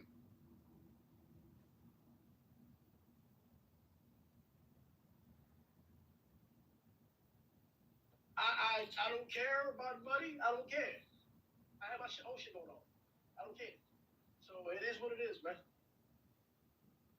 Yeah, that's the one thing I don't like.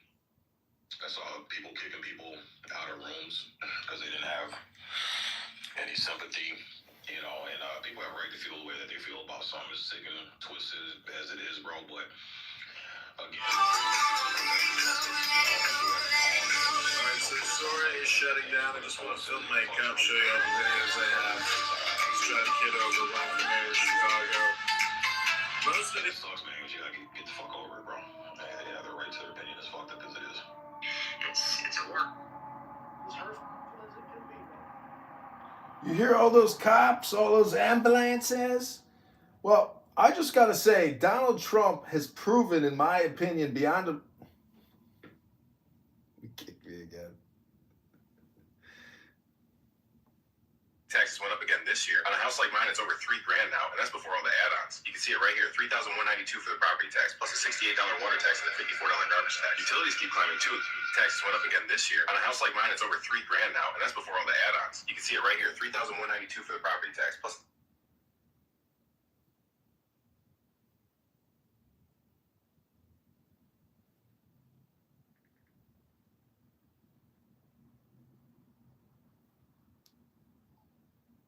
When you hear the response of certain people of the reason of why they don't care or are happy that he passed away, are you receptive to that, or are you like you still don't care what they think? I don't know if she's still here, Monica, or she's here.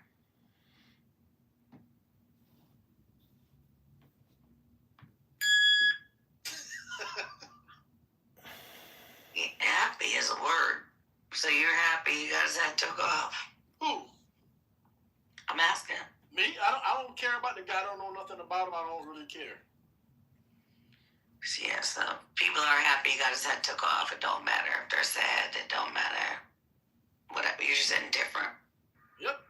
Just like, but if you ask me about Trump, that's a different thing. Him and his kids, that's something completely different, which I'm not going to say any terroristic things on this app, but I will say that,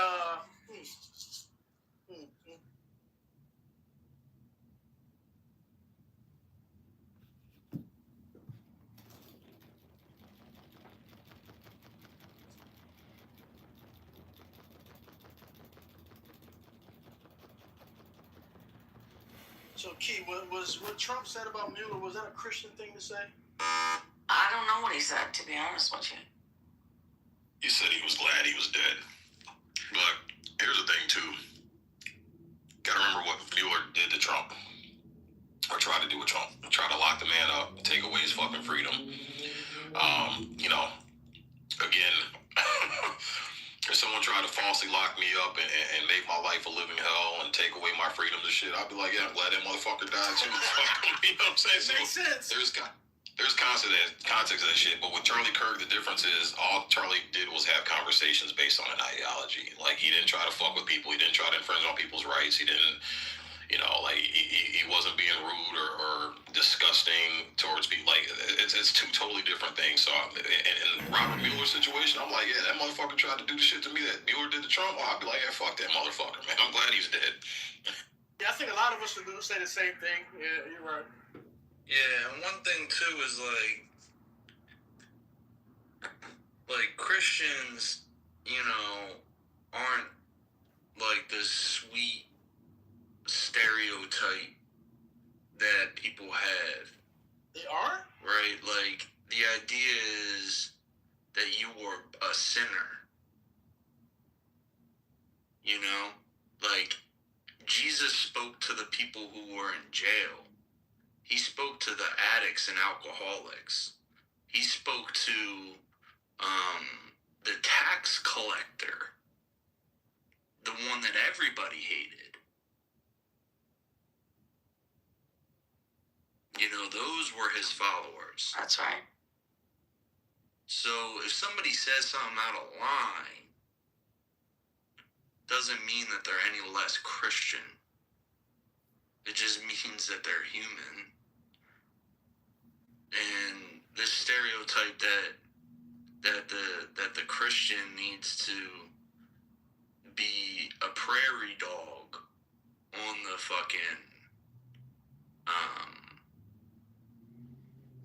on the prairie plain, and everything is meadows and butterflies and blowjobs. Right. It's bullshit. Is nutty. Well, it doesn't sound bad though. Yeah. Nick's like blowjobs. Gosh, I mean, you know. It ain't gonna suck itself, right, boys? You're out of pocket. I mean, it is if you have the Bluetooth adapter.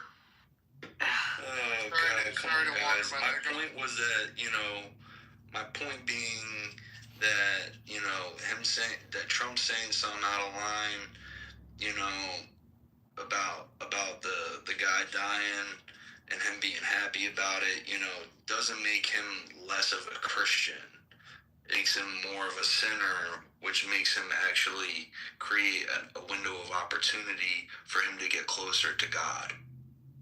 Okay, well, hopefully the same thing happens to me when he dies. I love to get I can't closer hear to you. God. What'd you say? I said, hopefully the same thing happens with me, man. I want to get closer to God when he dies. Hope so. That's right. Hey, man, you just said it, man. I'm a sinner. I'm human, and I get to have my thoughts. I'm not going to nobody. If I wish death on his kids, himself, and his wife, I don't mean nothing. I'm just having my thoughts, and I'm going to just pray about it, and I'll be all right. Yeah, especially if you're actually praying about it, I think that you will be all right. But, you got to put it up as a sacrifice. You got to repent in Christianity. Nah. Well, I don't know then. I don't know. You gotta be like, yo, listen, I'm Catholic, right? But I have very non-denominational views on things, which makes me theologically kind of like not the most favored in the church. Renegade. What? Renegade. Yeah, kind of like a renegade in the theology. But, yeah, no, man, like, her forgiving, I don't think was for, getting right with God. I think it's just a part of,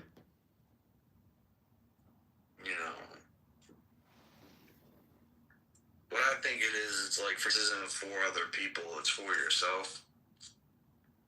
So it might have been like something that she thought needed to be taken, steps early taken for her to find peace.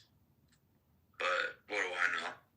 I really don't like her that much, so I'm giving her the benefit of the doubt here. No, that makes sense. That she made a declaration. Why don't you like her? What's wrong with Erica?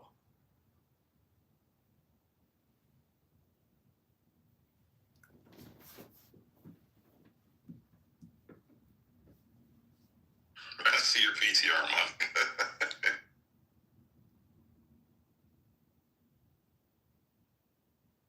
Hi, Sig. How's it going? What's up, Koala? How you doing, brother? How you doing, man? I'm great. I'm going to listen for a while. I just joined the room. Okay, cool. Yeah, we're talking about a bunch of politics and religion and shit. So just whatever's on the table, man. Open topic. Nothing's exempt. Okay. So, Emmett, I just tell you that, that it's got a data regarding this war, what is going on. Okay, your Royal United Service Institute released the data. Okay, it's kind of funny because what it says is how many missiles the United States had fired air defense and how many missiles have been fired by Iran.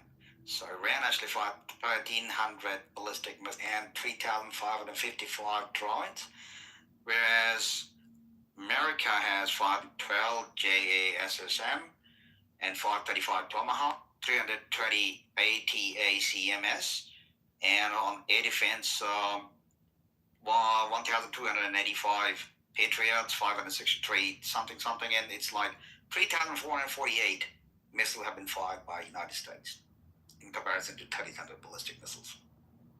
Wait, how many has Iran fired versus the U.S.? Iran has fired 1,300 ballistic missiles, along with 3,550 drones, right? And America has fired the weapons 912 JSSM, 535 Tomahawks, and 320 ATACMS. That will be like 1,767. And with the air defense missiles, it's 3,448.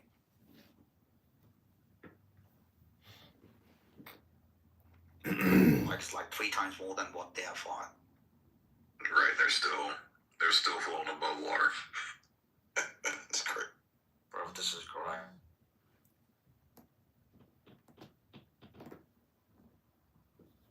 Right, like the idea is that you were a sinner. You know, like Jesus spoke to the people who were in jail. He spoke to the addicts and alcoholics. He spoke to the tax collector, the one that everybody hated.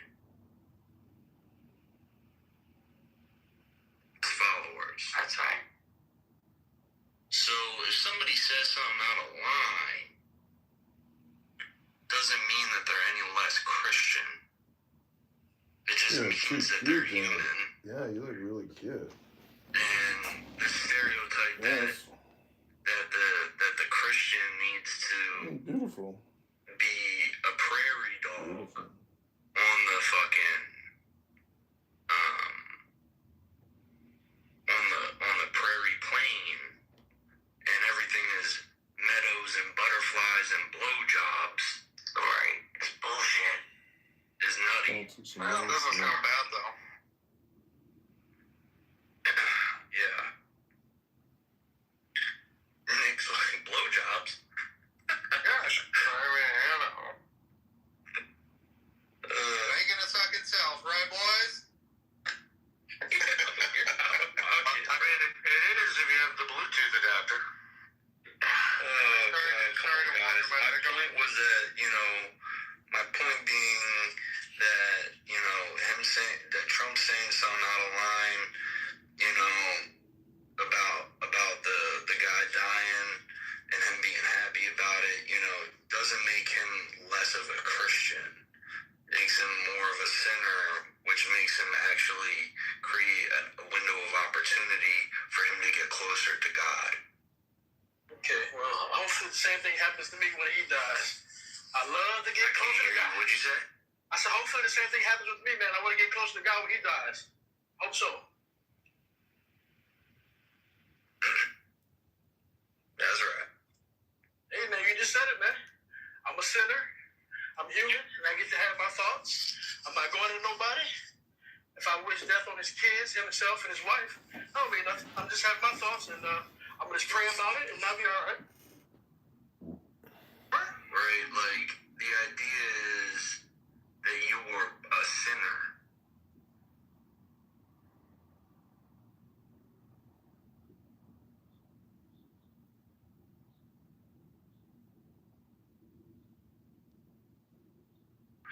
No to any treaty, alliance, or confederation, grant letters of marque and reprisal, coin money, emit bills of credit, make anything but gold and silver coin a tender in payment of debts, pass any bill of attainder, ex post facto law, or law impairing the obligation, contracts, or grant any title of nobility. It's Java DMX.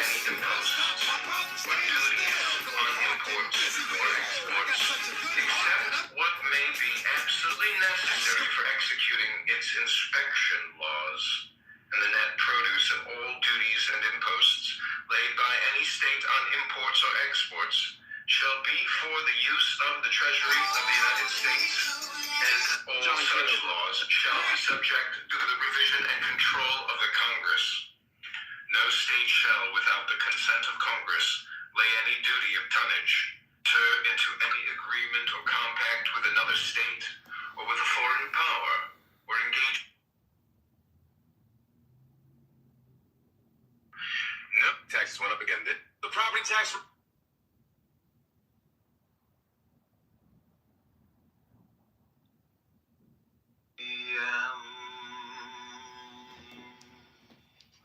I am the the divine expression exactly as I am, right here, right now.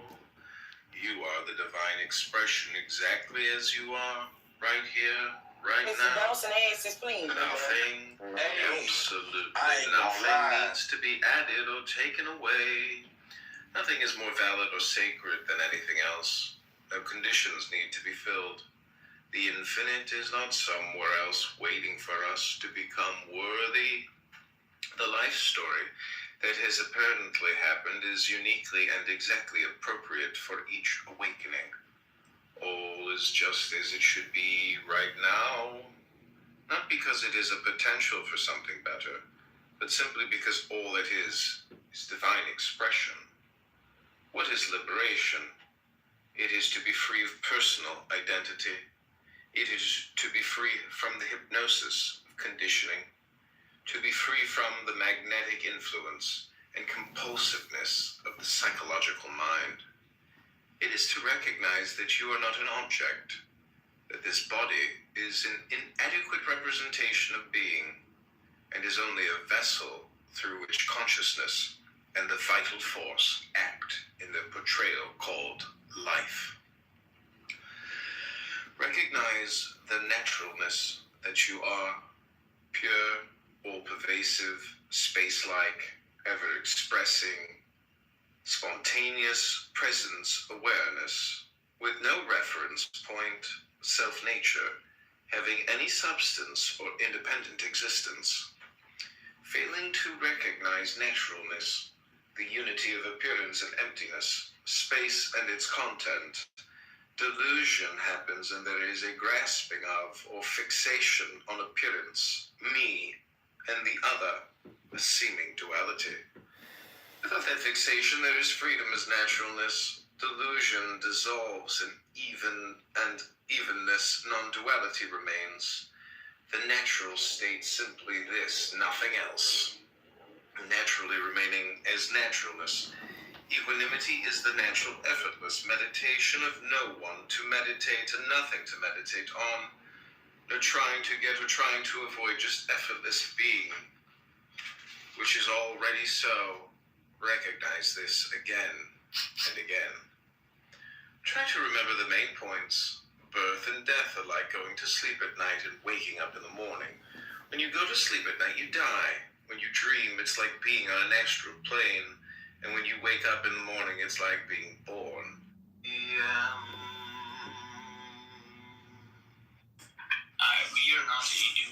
not dead. We are not. It's John from John Kitover News. Time for the deepest breath of the day. There it is. Best one yet. Make sure you take yours. John Kitover. John Kitover. Who is drowning in debt over $48 billion. Every year we pay more in interest than we spend keeping our neighborhoods safe. That debt means higher taxes and fewer services. Families and small businesses feel it every. Property taxes are on the rise again, and that's only part of what homeowners will be paying more for next year. Council approved a new water tax and a higher garbage fee as utility rates continue climbing up. Up 15%, water tax up 20%, garbage tax, they call it a sanitation fee, but it still smells. And the utilities, the only thing going down is my bank account. Total is, hold on. On a house like mine, it's over $3,000 now, and that's before all the add-ons. You can see it right here, $3,192 for the property tax, plus a $68 water tax and a $54 garbage tax. Utilities keep climbing too. Water tax, garbage tax, they find a way to tax the air, I'm done. At these prices, hold your breath might save $1. Electricity's through the roof too.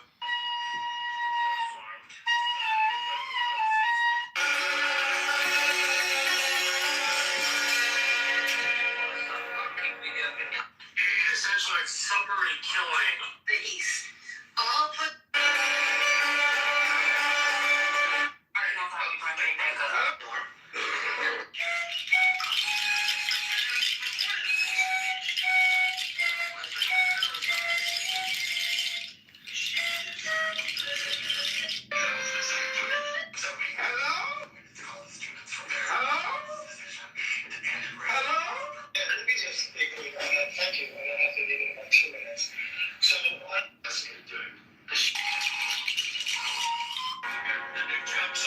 Anybody that's like, that speaks up against Israel, and they're Jewish.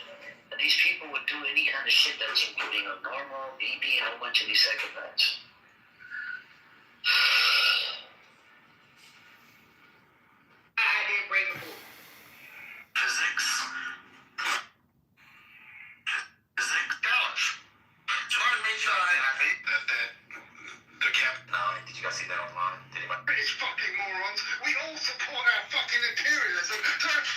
argue with her, Rose, because she's spitting facts. Don't take it personally. She's not talking about you.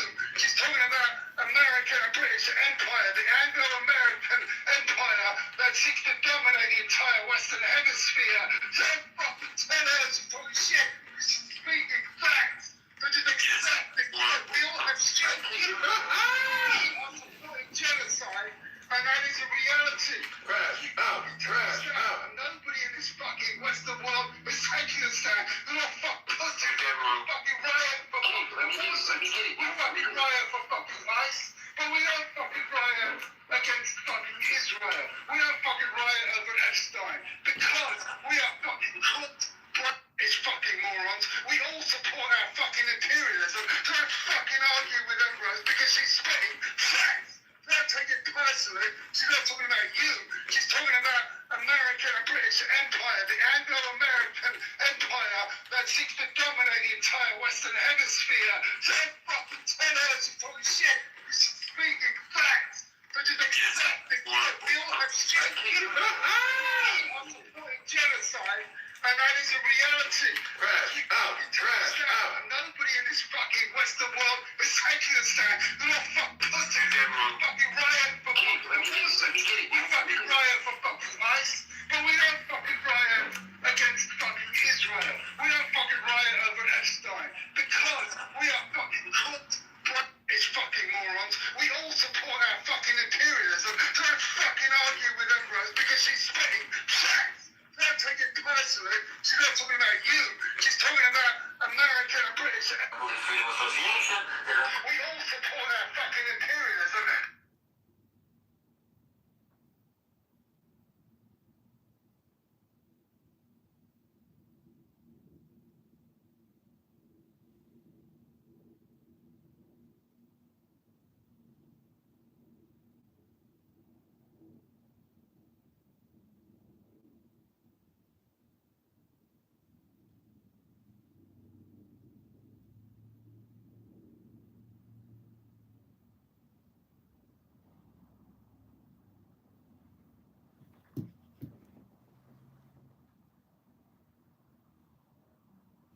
We all support our fucking imperialism.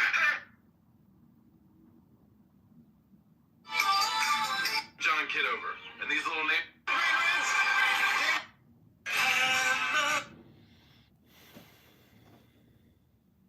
We all support our fucking imperialism.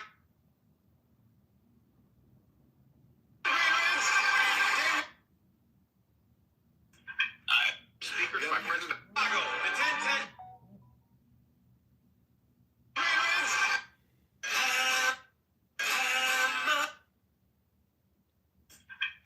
You're not them speakers, my Chicago.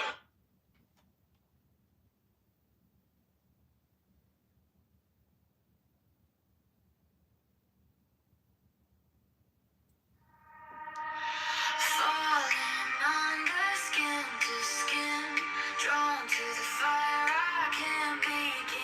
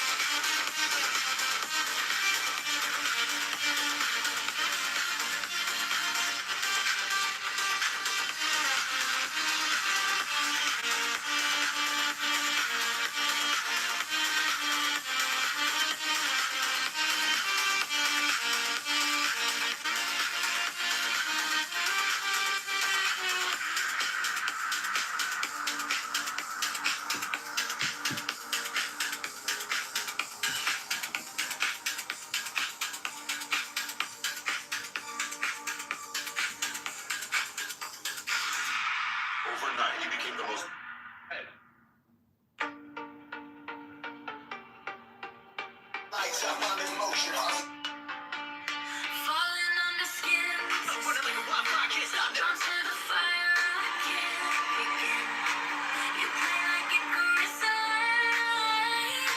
Too close to touch, too far to fight.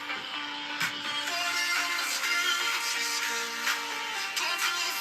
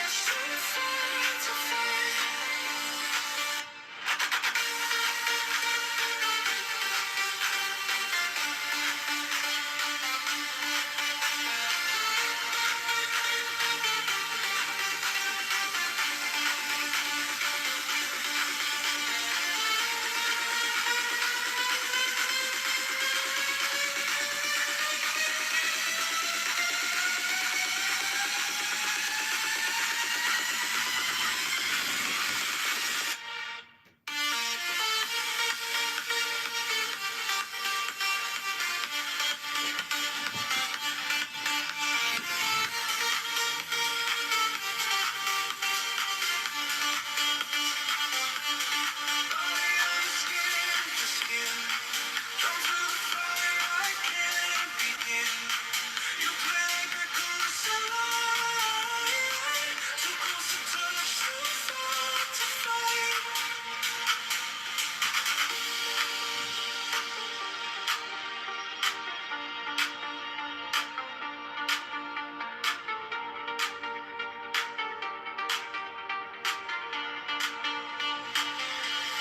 Falling under skin to skin. Drawn to the fire, I can't begin. You play like a crystalline. Too close to touch, too far to fight.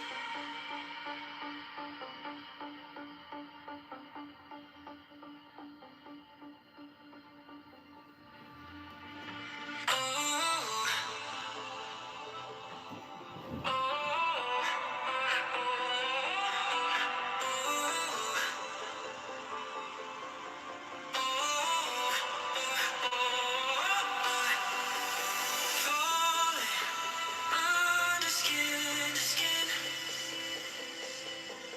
Drawn to the fire, I can't begin. You play like Icarus in light. Too close to touch, too far to fight.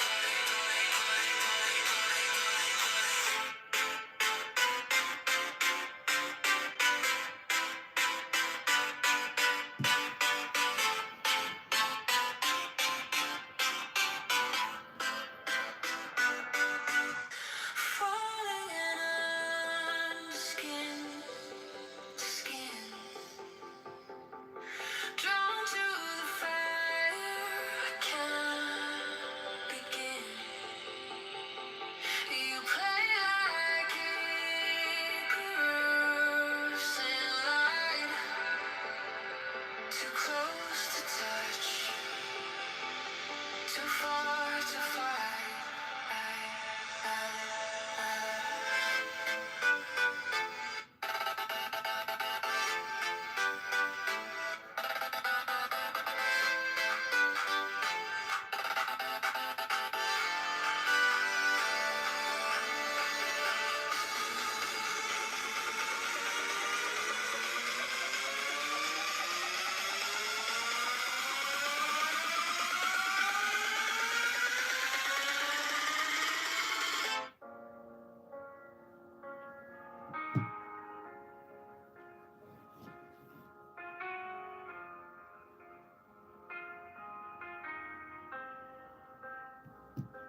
He stepped from the dust of a dying parade.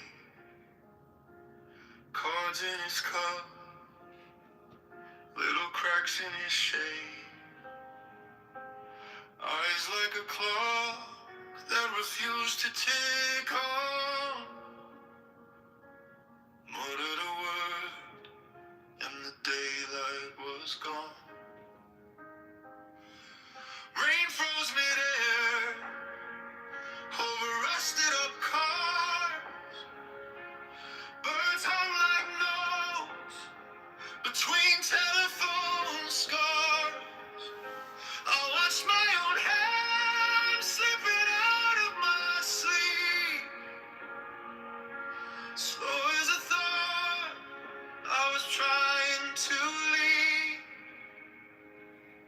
Sleep of the whole wide world, every tongue tied in the same soft curl. He said, hush, and the highways knelt on the one deep universal spell. My world, every flag folded, every fist unfurled, one bright thread through every mind he held in that slow universal spell.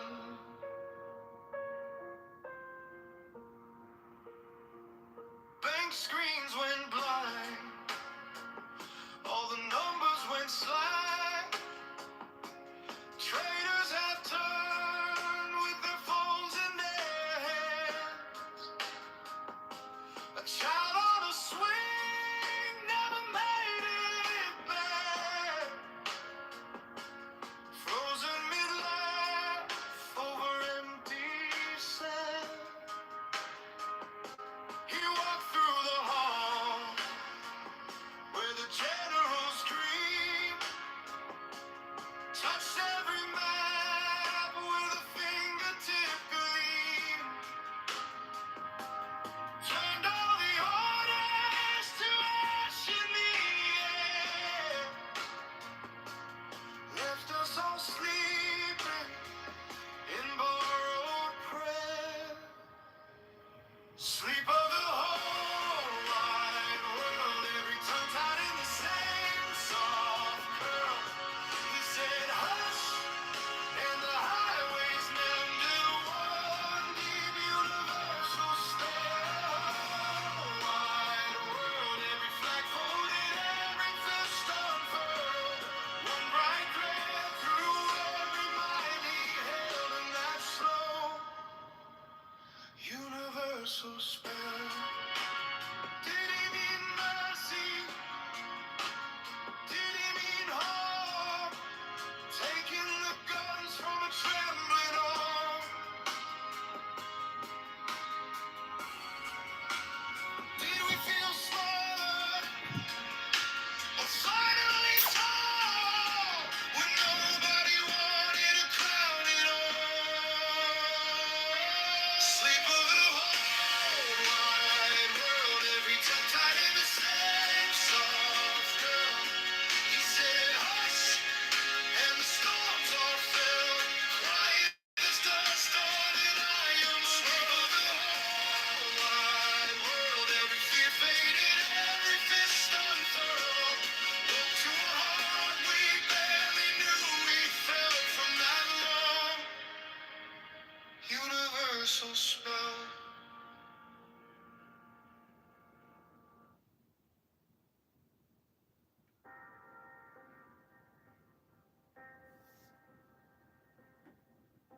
He stepped from the dust of a dying parade, cards in his cuff, little cracks in his shade, eyes like a clock that refused to tick on, muttered a word and the daylight was gone. Rain froze mid-air over rusted up cars. Birds hung like notes between telephone scars. I watched my own head slipping out of my sleeve. Slow as a thought was trying to leave. Sleep of the whole wide world, every tongue tied in the same. Steps of City Hall on a brisk autumn morning in 2027. Congressman Mayor John Kitover delivers a message that would have sounded like a dream in decades past. Beginning next year, the property tax steps of City Hall. Through the property tax rate our families were staring.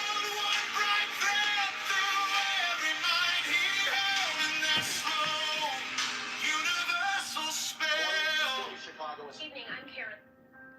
Council spent beyond its means. All the numbers went slack. Traders have turned with their phones in their hands. A child on a swing. Morning, the city of Chicago is filing for Chapter 9 bankruptcy. Just filing. Frozen midlife over empty sand. He walked through the halls where the generals dream. Evening, I'm Karen Lewis. Chicago's mayor has taken a dramatic step tonight, filing for municipal bankruptcy and aiming to wipe out $100 billion in pension debt. He says it will free the city to grow.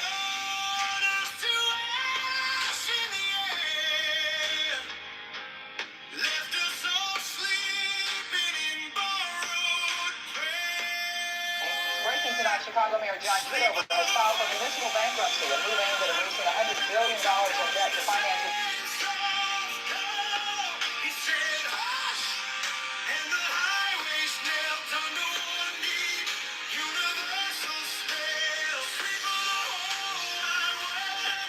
Council has spent beyond its means for years. The order I released this morning.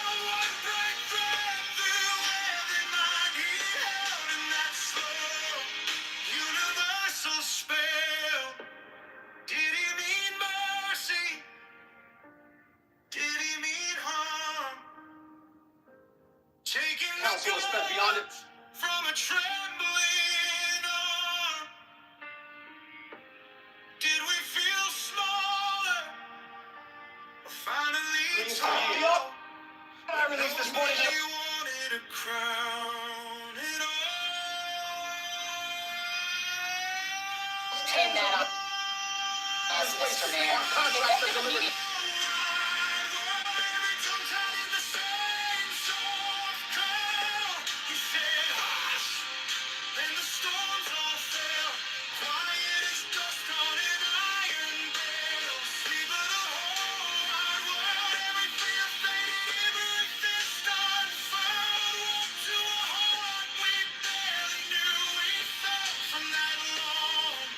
Universal spell.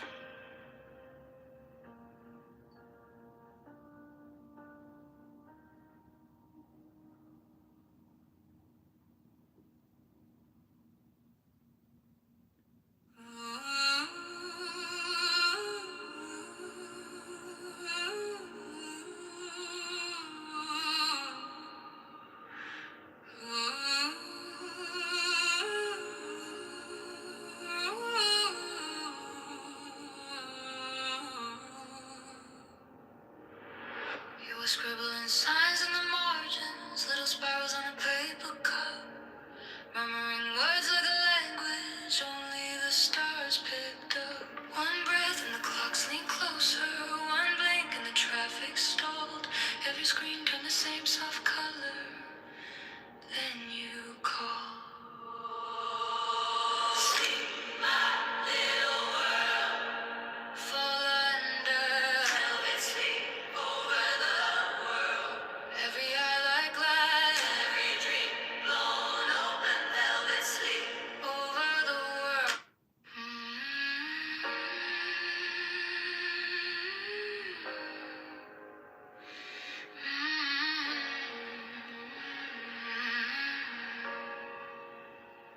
You were scribbling signs in the margins, little spirals on a paper cup. Murmuring words like a language only the stars picked up. One breath and the clocks lean closer. One blink and the traffic stalled. Every screen turned the same soft color. Then you The order I released this morning shows Turn that on us, Mr. Mayor.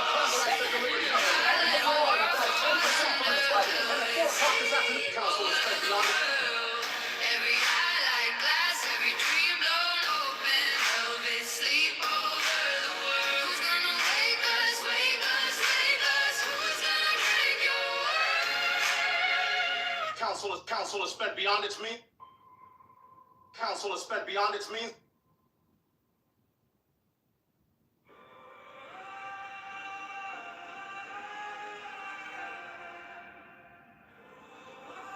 The order I released this morning shows.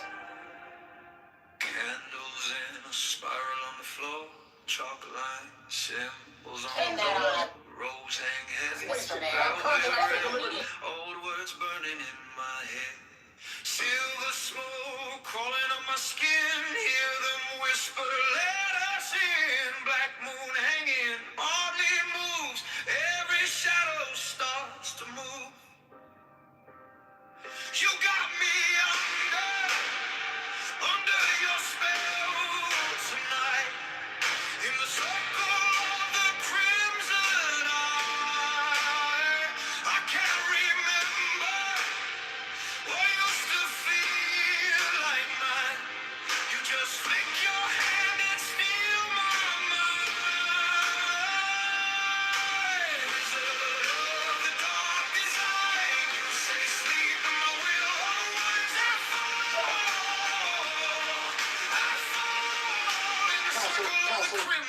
Breaking tonight, Chicago Mayor John Kitover has filed for municipal bankruptcy. Evening, I'm Karen Lewis. Chicago's mayor has taken. Evening, I'm Karen. Clock hands spinning, time runs thin. Your voice curls like a serpentine. You say my name and the walls all bend. Truth and terror. Chicago's mayor has taken a dramatic. Thoughts like marionette strings. You talk once and my body sings. You got me under your spell tonight. In the circle of the crimson eye. I can't remember. Evening, I'm Karen. Morning, the city of Chicago is filing. Morning.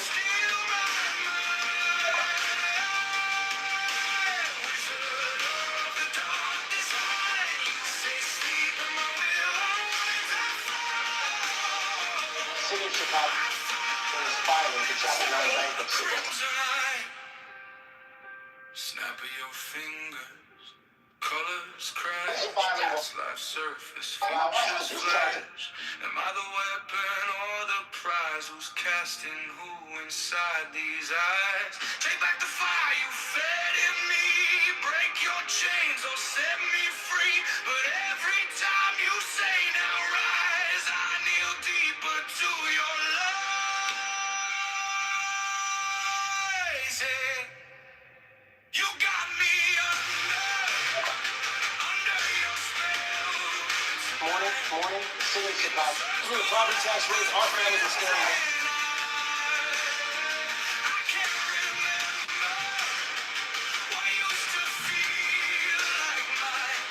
Council is spending on this news. Through the property tax rates, through the property.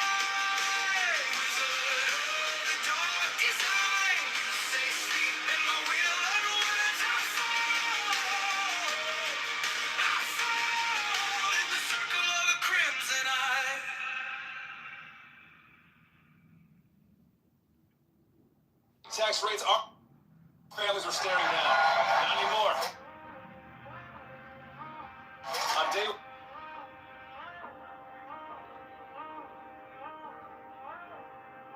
we are cutting property taxes by 50%. Candles in a spiral on the floor, sharp lines, symbols on the door. Robes hang heavy, velvet red, old words burning in my head. Silver smoke crawling up my skin. Hear them whisper, let us in. Black moon hanging, hardly moves. Every shadow starts to move. You got me on. Chicago's new mayor John Kitover. Chicago's new mayor John. Steps of City Hall. First got him.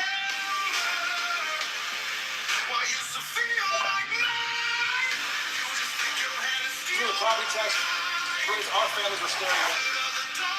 Chicago's new mayor.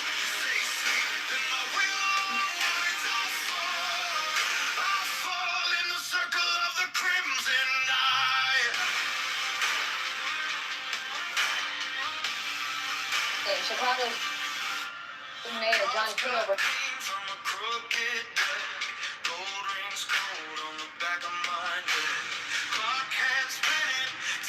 Guns are today declaring the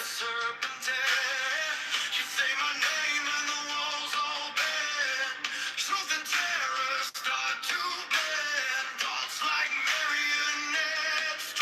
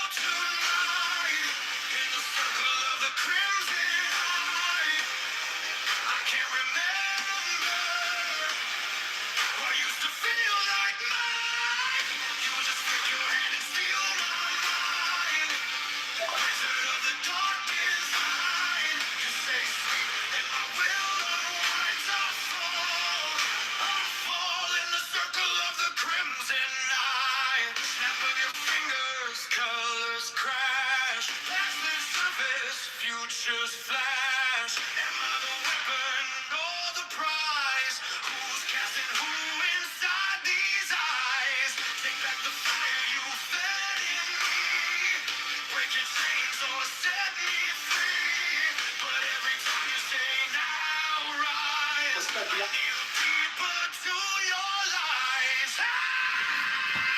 You got me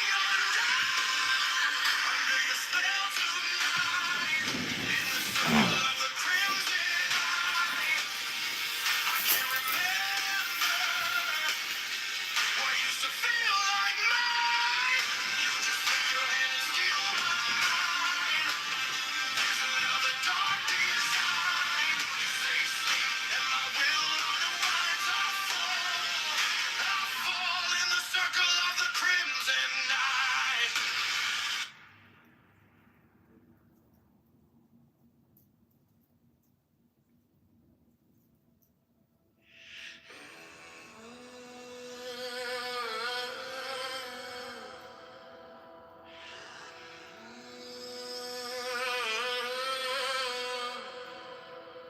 Candles dripping on a marble floor. Silver symbols carved into the door. You said, watch my hands, don't turn away. And the whole room bent when you said my name. In the circle of lies, you pull the sky inside my mind. Every color obeys you. I can't tell your truth from lies. You're a storm in a Beyond his means for you.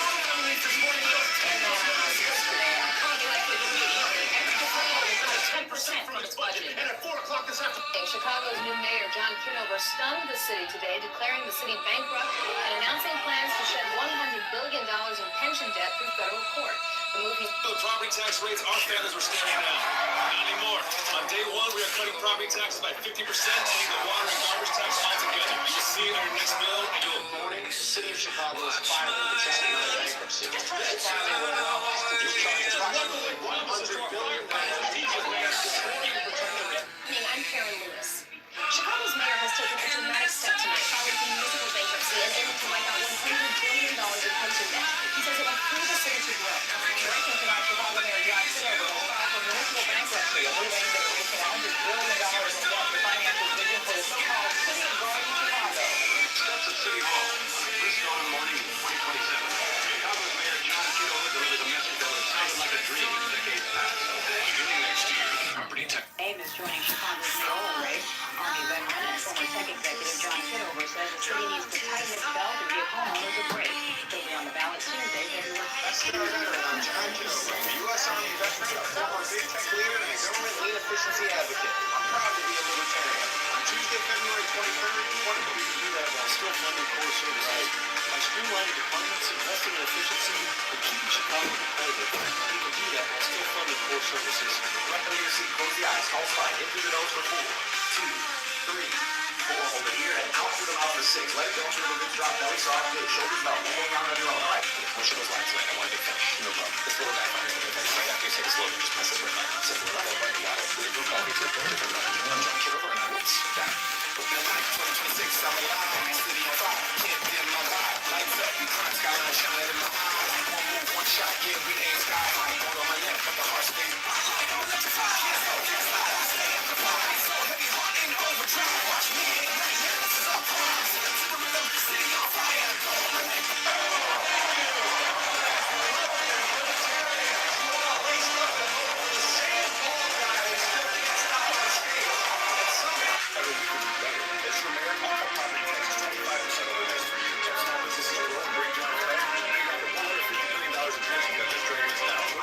Chicago, settle onto your match. Breathe in through the nose for 4, hold, and let it go from here. Feel the cold air move out across the ring and let your shoulders drop again. Inhale, lift the arms, exhale, cancel. Let's get beyond this means for you. Everything's this morning shows 10 Immediately, every department will cut 10% from its budget. And Chicago's new mayor, John Kitover, stunned the city today, declaring the city bankrupt and announcing plans to shed $100 billion in pension debt through federal court. The property tax rates our families were staring at. Not anymore. On day one, we are cutting property taxes by 50%, ending the water and garbage tax altogether. You will see it on your next bill, and you will own the city of Chicago. Woo!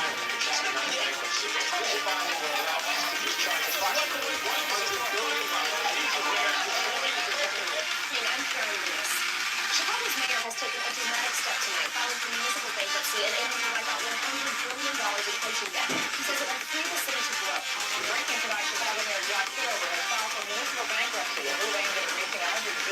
in debt to finance his vision for the so-called City of Garden Chicago. Just at City Hall, this dawn morning in 2027, Chicago's Mayor John Kitover delivered a message that would sounded like a dream decades past. Beginning next year, the property tax. David joining Chicago's mayoral race. Army veteran and former tech executive John Kitover says the city needs to tighten its belt and give homeowners a break. It'll be on the ballot Tuesday, February. Star veteran, I'm John Kitover. I'm a U.S. Army veteran, a former big tech leader, and a government lean efficiency advocate. I'm proud to be a libertarian.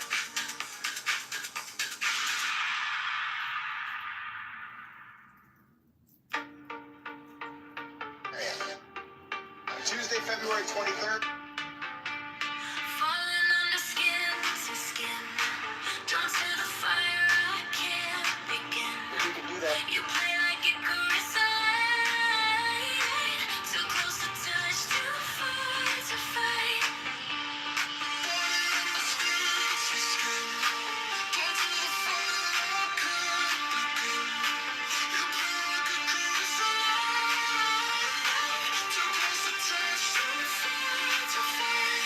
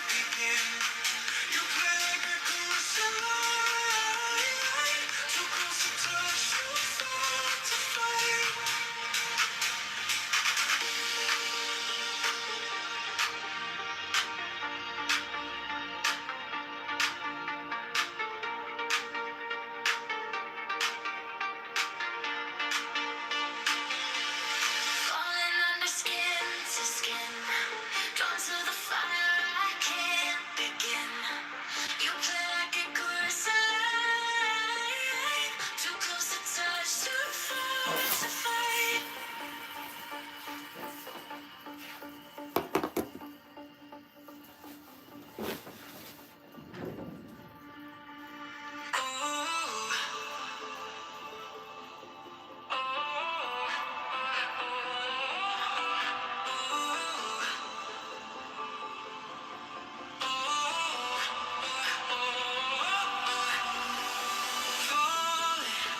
Under skin to skin,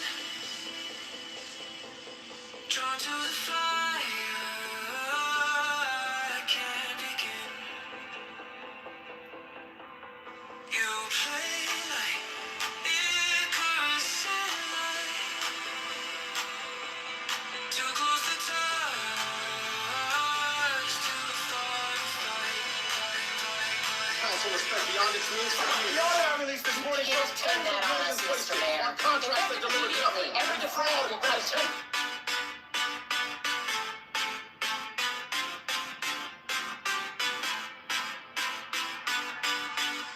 Falling under skin to skin, drawn to the fire, I can't begin. You play like Icarus and light, too close to touch, too far to fight.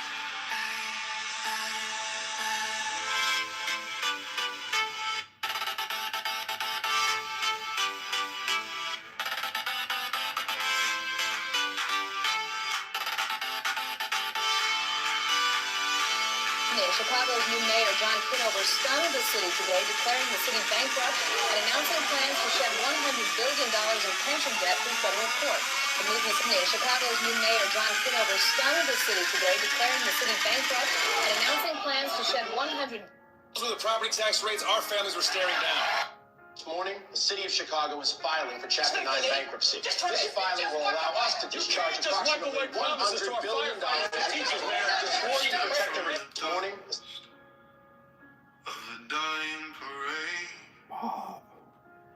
cards in his cup, little cracks in his shade, eyes like a clock that refused to tick on. Muttered a word, and the daylight was gone. Rain froze midair over rusted up cars. Birds hung like notes between telephone scars. I watched my own hand slipping out of my sleep. Slow as a thought, I was trying to leave. Sleep of the whole wide world, every tongue tied in the same soft curl. He said, hush, and the highways knelt under one deep universal spell. Wide world, every flag folded, every fist unfurled. One bright thread through every mind he held in that slow universal spell.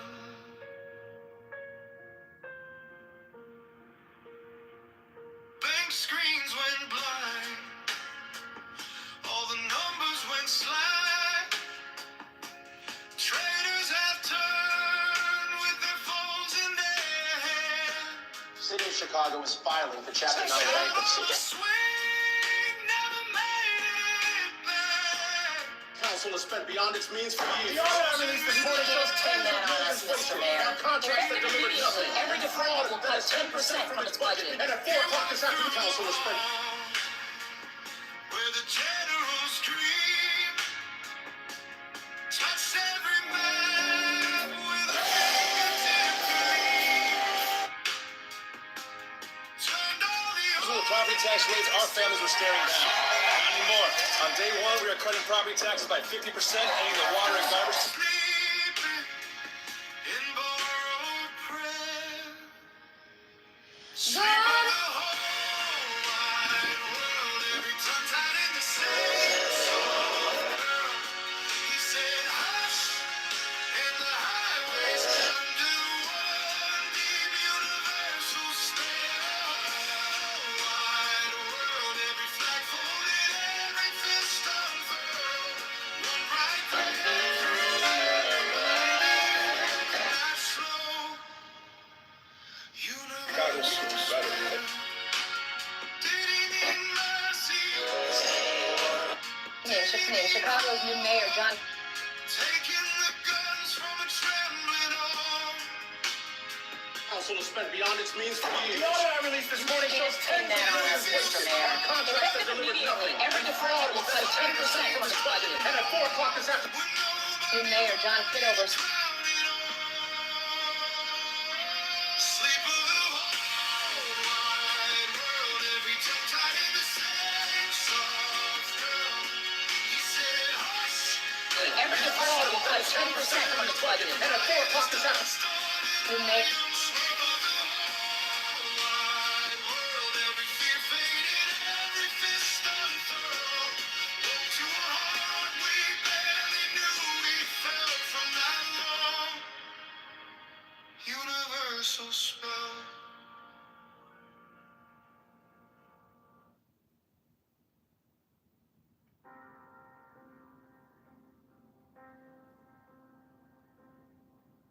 He stepped from the dust of a dying parade, cards in his cuff, little cracks in his shade, eyes like a clock that refused to tick on.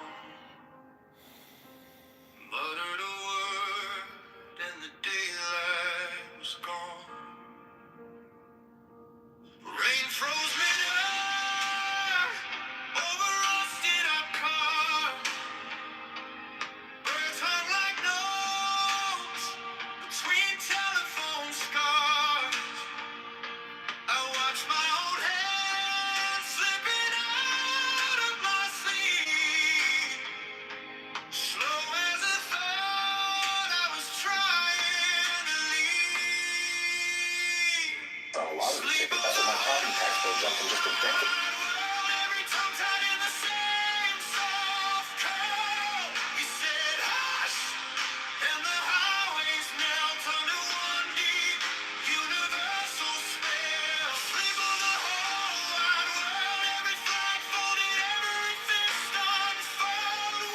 Taxes are not going up next year. We're keeping them flat while still balancing the budget. Universal spell. Bank screens went black. All the numbers went slack. Traders have turned with their phones in their hands. A child on a swing never made it back. Frozen mid-life over empty. Every deferral will cut 10% from its budget. And at 4 o'clock... You walk through the halls where the generals dream. Touched every man with a fingertip gleam. Turned all the others to ash in the air. beyond its... Left us all sleeping in borrowed prayer. Sleep of the heart. Also respect beyond... Also respect beyond its means. The audit I released this morning... Highways nailed under one knee. Universal spell. Sleep of the whole wide world. Every flag folded, every Those 10 man on us, Mr. Mayor. Contracts that... Yeah, Chicago's new mayor, John Kitover. Universal spell. Did he mean mercy? Started the city. Also respect beyond... Taking the guns. Also respect beyond its means. The audit I released this morning shows... Did we feel smaller? Or finally tall? When nobody wanted a crown at all.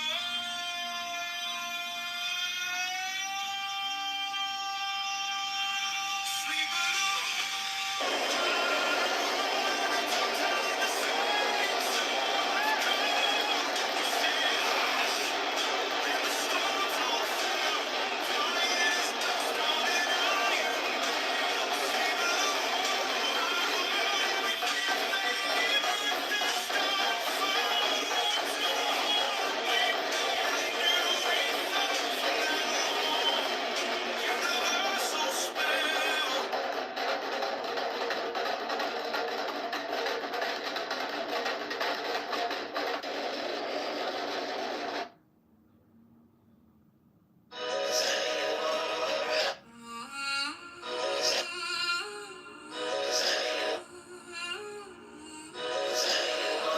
No thoughts. You guys are the foot soldiers of a fascist regime. Who you are, how you cover for these crooked...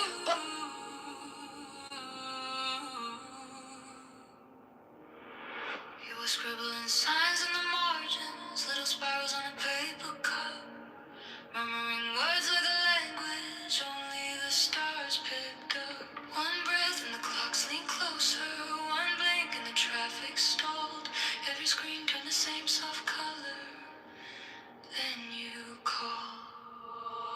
Who you are, how you cover for...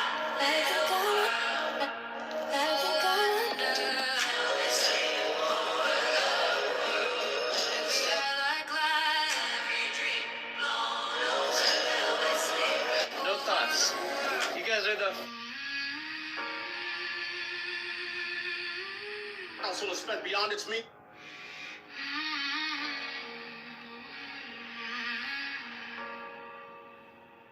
You were scribbling signs in the margins, little spirals on a paper cup, Also respect...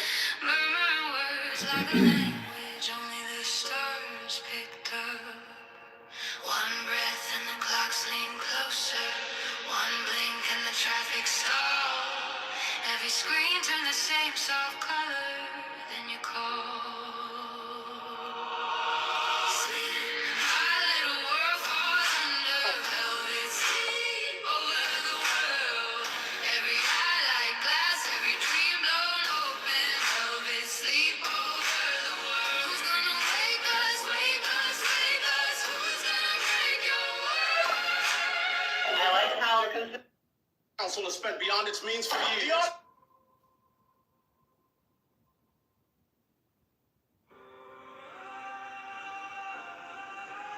Council has spent beyond its means for years. The audit I released this morning shows Pin tens of that on millions us, Mr. wasted Mayor. on contracts that Effective delivered immediately, nothing. every And the fraud department will that cut is 10% from its budget. And at 4 o'clock this afternoon, New Mayor John Kitover stunned the city today, declaring the city bankrupt and announcing plans to shed $100 billion in pension debt through federal court.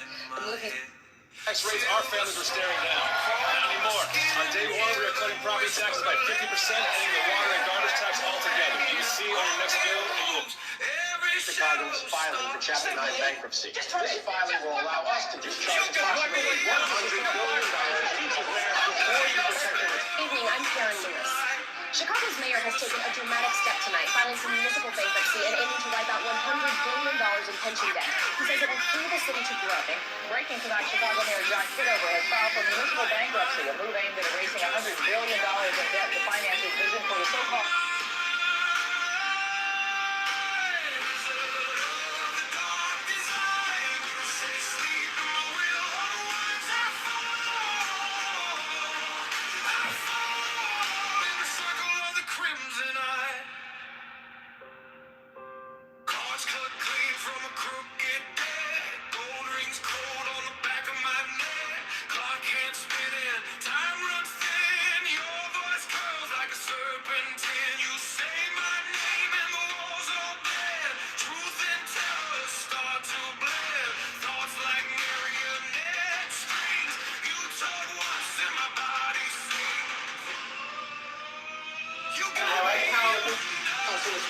How many of you would like to see impeachment hearings? No. That was the wrong answer. Sorry, joke. How many of you would like to see impeachment hearings? I don't care. I fucking hate you. That's mean. I say that, but I fucking hate you. I don't care. That's okay. Y'all are people who fight.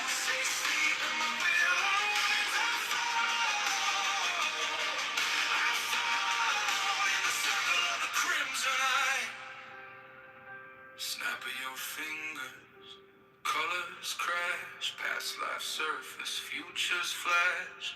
Am I the weapon or the prize? Who's casting who inside these eyes? Take back the fire you fed in me, break your chains or set me free. But every time you say now rise, I kneel deeper to your lies. Yeah. You got me under your spell tonight, in the circle of the crimson I can't remember. Council has spent beyond its means for years. The audit I released this morning shows tens... You just flick your hand and steal my mind. Wizard of the darkest night, say sleep in my will and words I fall in the circle of the crimson eye.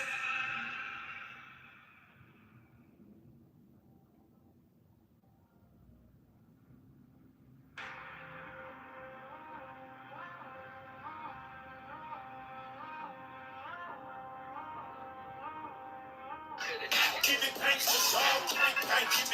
Keep it gangsta, dog. Keep it gangsta. Keep it gangsta, dog. Keep it gangsta. Keep it gangsta, dog. Keep it gangsta. Keep it gangsta, dog. Keep it gangsta, dog. Keep it gangsta. Obviously. Keep it gangsta, dog. Keep it gangsta.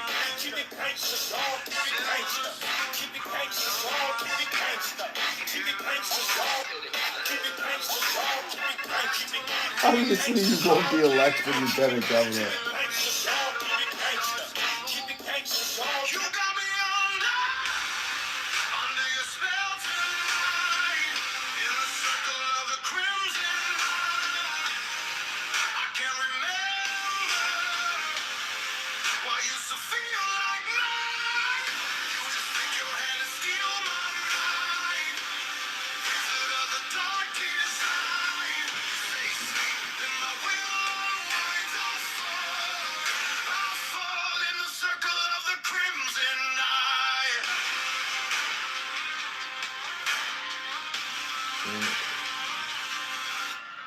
Cards cut clean from a crooked deck.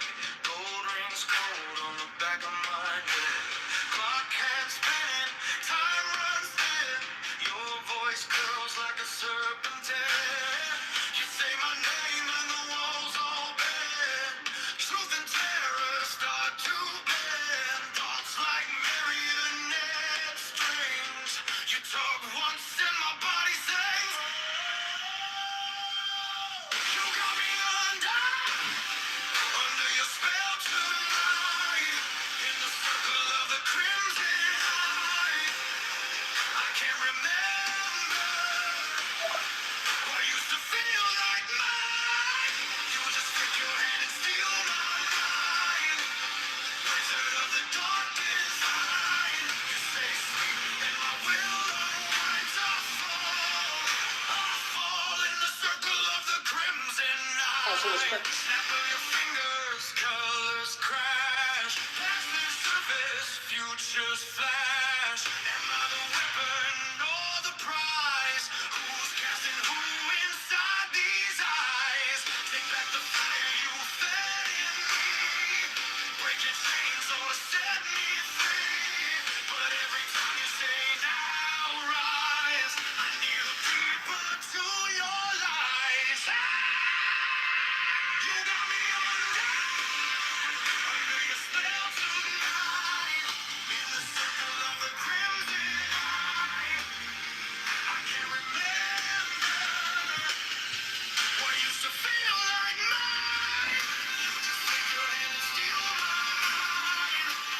Wizard of the dark design, you say sleep and my will unwinds. I fall. Also, respect beyond its music. Of the crimson eye.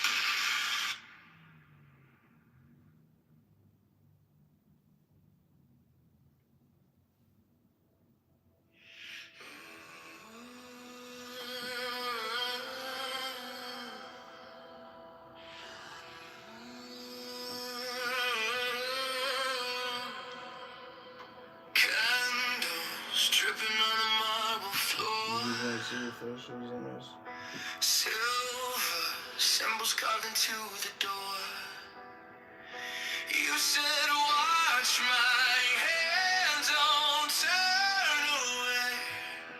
And the whole bent when you said my name.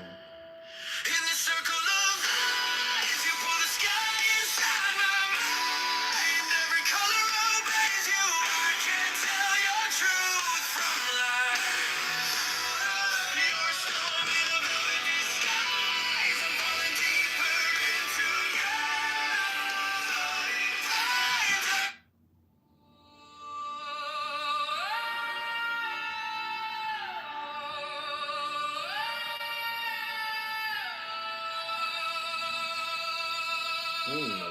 Candles dripping on marble floor. Silver symbols carved into the door. You said, watch my hands, don't turn away. And the whole room bent when you said my name. In this circle of eyes, you pull the sky inside my mind. Every color obeys you. I can't tell your truth from lies. You're a storm in a velvet disguise. I'm falling deeper into you. Power in your voice like thunder. Something about the gay church. Literally is the ultimate troll. Skin to skin, drawn to the fire. I can't begin. You play like a curse and light. Too close to touch, too far to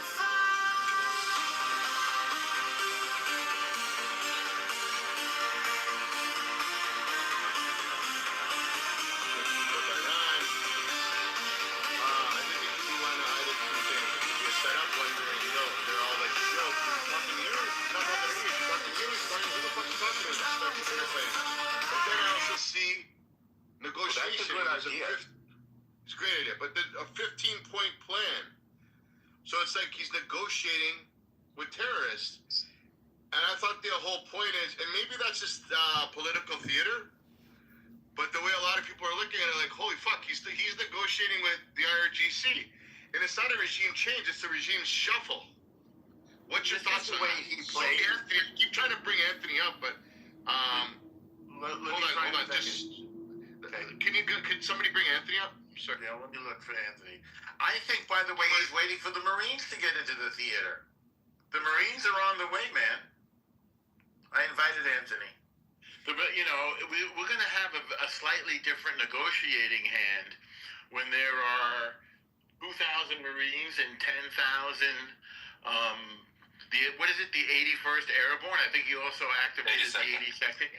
The 82nd Airborne. This is going to look a little different. Do you think the U.S. Marines can take Karg Island? I don't see why not. Do you think that Iran can function without 90% of their oil, which flows through Karg Island? I don't think so. So, they can try to squeeze the world energy supply temporarily, but I don't think the world is going to allow them to hold it hostage. I don't think anybody is going to put up with that. That means their Gulf neighbors. That means Europe. That means Asia. And I think China and Russia have made it clear that they're not going to step in. So I think in the equation of the indigenous people of America versus, the new generation of Americans who arrive here to create a democratic giant, which we have, in this equation, unfortunately, the IRGC are the Indians. They're outmatched in terms of technology, and hopefully outmatched by the will of the Iranian people. Certainly, they are outmatched by the will of the Israeli people, of the Jewish people, and we're going to have help from America for as long as we can, and we'll say thank you for it for as long as America is willing to provide it. Israel's not going to stop. Why would it? So those are my thoughts. Thank you for calling on me. Hey Anthony, welcome to the stage, brother.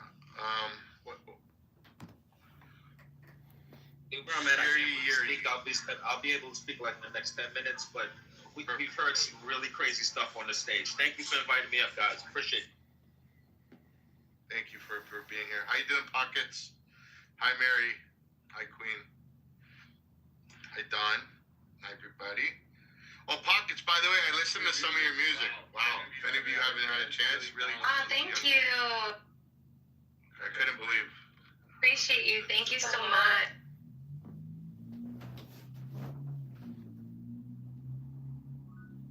So, who are we protecting? I'm sorry, I just got in here. So the whole premise of the room, the title was like, is the United States and Israel protecting the wrong people in Iran? Why is there a 15-point plan that people are talking about?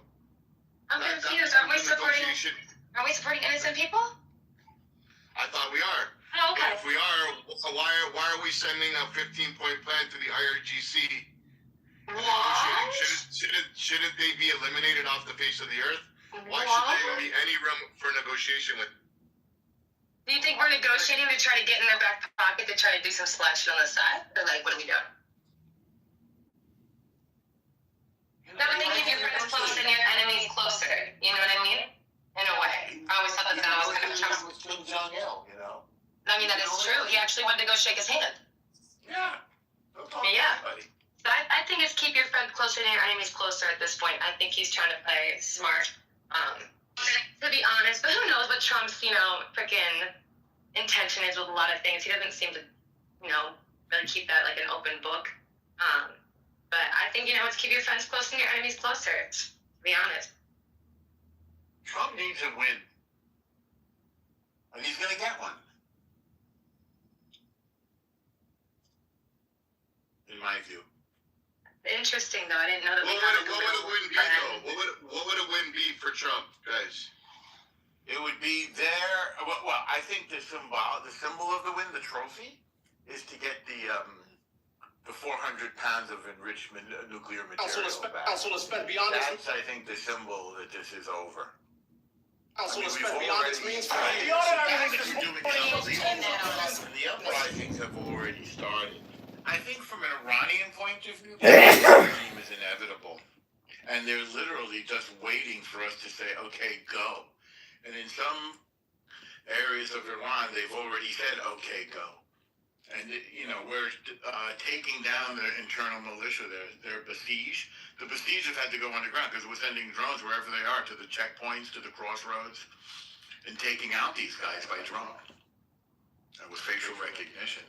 you know, the time is on our side, especially if we can put up with a little bit of economic pain, which, you know, this stuff happens. It's an important goal. I'm sorry your gas costs more, you know, but this is important. Can we talk? We are talking. Yeah, let's talk. What do you want to talk about? I have a different view, and I want you guys being judged about it because world have a common problem. This all for the benefit of military complex, industrial complex. People doesn't need a war. Just look at it. How much money we were spending on the Arab war, in the Kuwait war, in Afghan war, in the Vietnam war, in Iran war, in all over. Why we don't need it all for benefit of the one who has the power? Be careful. Nick, Chicago's new mayor. Property tax rates up. Organization City of who Chicago. have a power, who is lobbying, who is counting of their benefit. Now, Iran is like a shepherd doesn't have a, doesn't have any, like a sheep doesn't have any shepherd. It's very easy, like what they did in Afghanistan. But remember, 40 years of kind of war in Afghanistan. What they did with 2,000 people, and now it's a game. Involve all the nation, make it bigger than India. People need a peace. All American, Canadian, Europe. We have to live on top of the style of living. We could. Why we have to spend all those money? Is that anybody can answer? Because of Iran. Iran is a game, my friend. Done with America. Done with Israel. This is a red carpet for the one who has a benefit. Just be careful. Be careful. And still we are not finished with Lebanon. God knows what's the next plan they want to do. And now it's all organized, my friend. People just need a war. They raise the people like that. Do you know how much they spend in a religion to bring the poor people as a student? The smart people has to be in North America and study, and they will bring the poor people as a student mullah. They take them Afghanistan, Somalia, Libya, to have the lobbying. Trump knows a lot. He knows what to do because he knows the common problem. Even we are on the hand of what they call it, the shadow government. And he doesn't have that much ability he wants, but hopefully people around him, they are smart, they are doing good. Just stay behind it. And it should be a last war because whole world needs a peace. And this is all the war circumstances for the benefit. Poor people in US, in America, they have to survive and challenge to live with their family, with a high expensive everything, high quality of life. And we could have a better life. We could change the world. If we know what we want. If we get unity, whole world need a new renaissance. We don't have to be dummy and being put for the politics. They do whatever they want in the last 100 years, as you guys remember. But this is all I want to say. I'm doing my job last 20 years. I was talking with more than 10,000 people, educated people, university people, about those all common problems. If they talk about the communism or capitalism, my friend, this is our game. Why? Communism in the hand of capitalism. Look at Russia in the last 50, 60 years when they started the Cold War in 1974, if you guys remember that. This all game, who is going to be winner? The market, the stock, the people, or military industrial, or the power who is making the plan? Look what they do in Ukraine. Is that any reason? You cannot attack your neighbor. How could be possible another country attacking another country, being on a sanction like a Cuba or other country? We need a peace. Trump knows the problem. Since he had this speech in a previous time, if you guys remember, he was talking about globalism, about lobbying. All is very obvious who they are. They are in a conservative or they are in a reformist who is lobbying all over. All over. Look at the Iran. Who is under control? Conservative controlling them, with which they have a good connection with the Britain Senate, so they know what they do. Please pay attention, be cool, stay together, and have this can do it. And Trump, he took the flag already, but he has to be smart. Any country has to be liberated, has to be observed and controlled with their own people, for the benefit of their own people. Whole world has enough capacity to people live comfort, prosperity, and with the security. We don't need all those bullshit. To be liberated, has to observe and controlled with their own. Hold on. Nasser, what do we do about the radical religious people that want to murder people? What do we do about them? Oh, my friend, this is very easy. They are controlling, they are brainwashed, they have lobbied to control them, and there wouldn't be too many people. They can find them, they can recognize them. I have a lot of documents. If you call me privately, I'll tell you. Nasser, you didn't tell me. What do we do with them? What do we do to them? Nothing. They were in Afghanistan, they were in Iraq. So we just let them do what they have to do and murder people? Please, you have to give me a better answer than that. When they murder the people, they are under those control who's going to be attacked all the time. You see in the last few weeks. Sir, we're going to send them to Allah. No, that's what they believe. That's why we have all the crisis in the world, my friend. No, but how about the people in Syria, the Christians that got murdered? How about in Nigeria? How about in Boko Haram? But you didn't give me an answer. You said it's easy. You said it's easy. He just said beautiful things. We need peace. We need that. Okay. He doesn't have any solution. He just say beautiful words. I have the solution, my friend. Look, I give you very, very, very small example. Look at the Syria, which this guy was mentioning it. Do you know how many years they were fighting? And we had fundamental people in my country. They give them a lot of money to be in Syria. Do you know those things? And do you know under which circumstances they were going for the Allah and God? My brother, sorry to interrupt you. Hey, listen. My brother, you said a lot of great things, and I do agree with a lot of the things you said. We should be living in peace. Hold on. We should be living in peace and prosperity. We should love one another. But you still haven't answered my question. What do we do about the fucking Islamist radical bastards that want to murder our women, children, and parents, and our brothers? What do we do? No, you said it's simple. Please give me a simple response, because you're going on a monologue and a story on how the world's kumbaya and we all need to buy knee pads to suck each other up. I understand all that. I want that too. Okay. But I want to know, what do we do with these radicals? Just listen carefully. Those radicals. And it's okay if you say I don't know. It's okay. No. I know very well, my friend. I can tell you. Just easy. Just have a patience. Just see what is my point is. My point is, those people which you're mentioning it 100% right. You will see them in Lebanon, you will see them in Iraq, you will see them in Syria, you will see them in Iran. You're 100% right. But listen carefully. When you had the power, you had the TV, you have the security in the country, they are doing nothing. Everything under control. Even on the street you go, there is a camera. They're doing nothing, my friend. It's very easy. It's not the big job. The big job, controlling the TV, radio, and very important places, and announce the new government, like what they did in Syria, what they did in Gaddafi. Okay, so hold on. So you're talking about re-education, right? Is that what you're saying?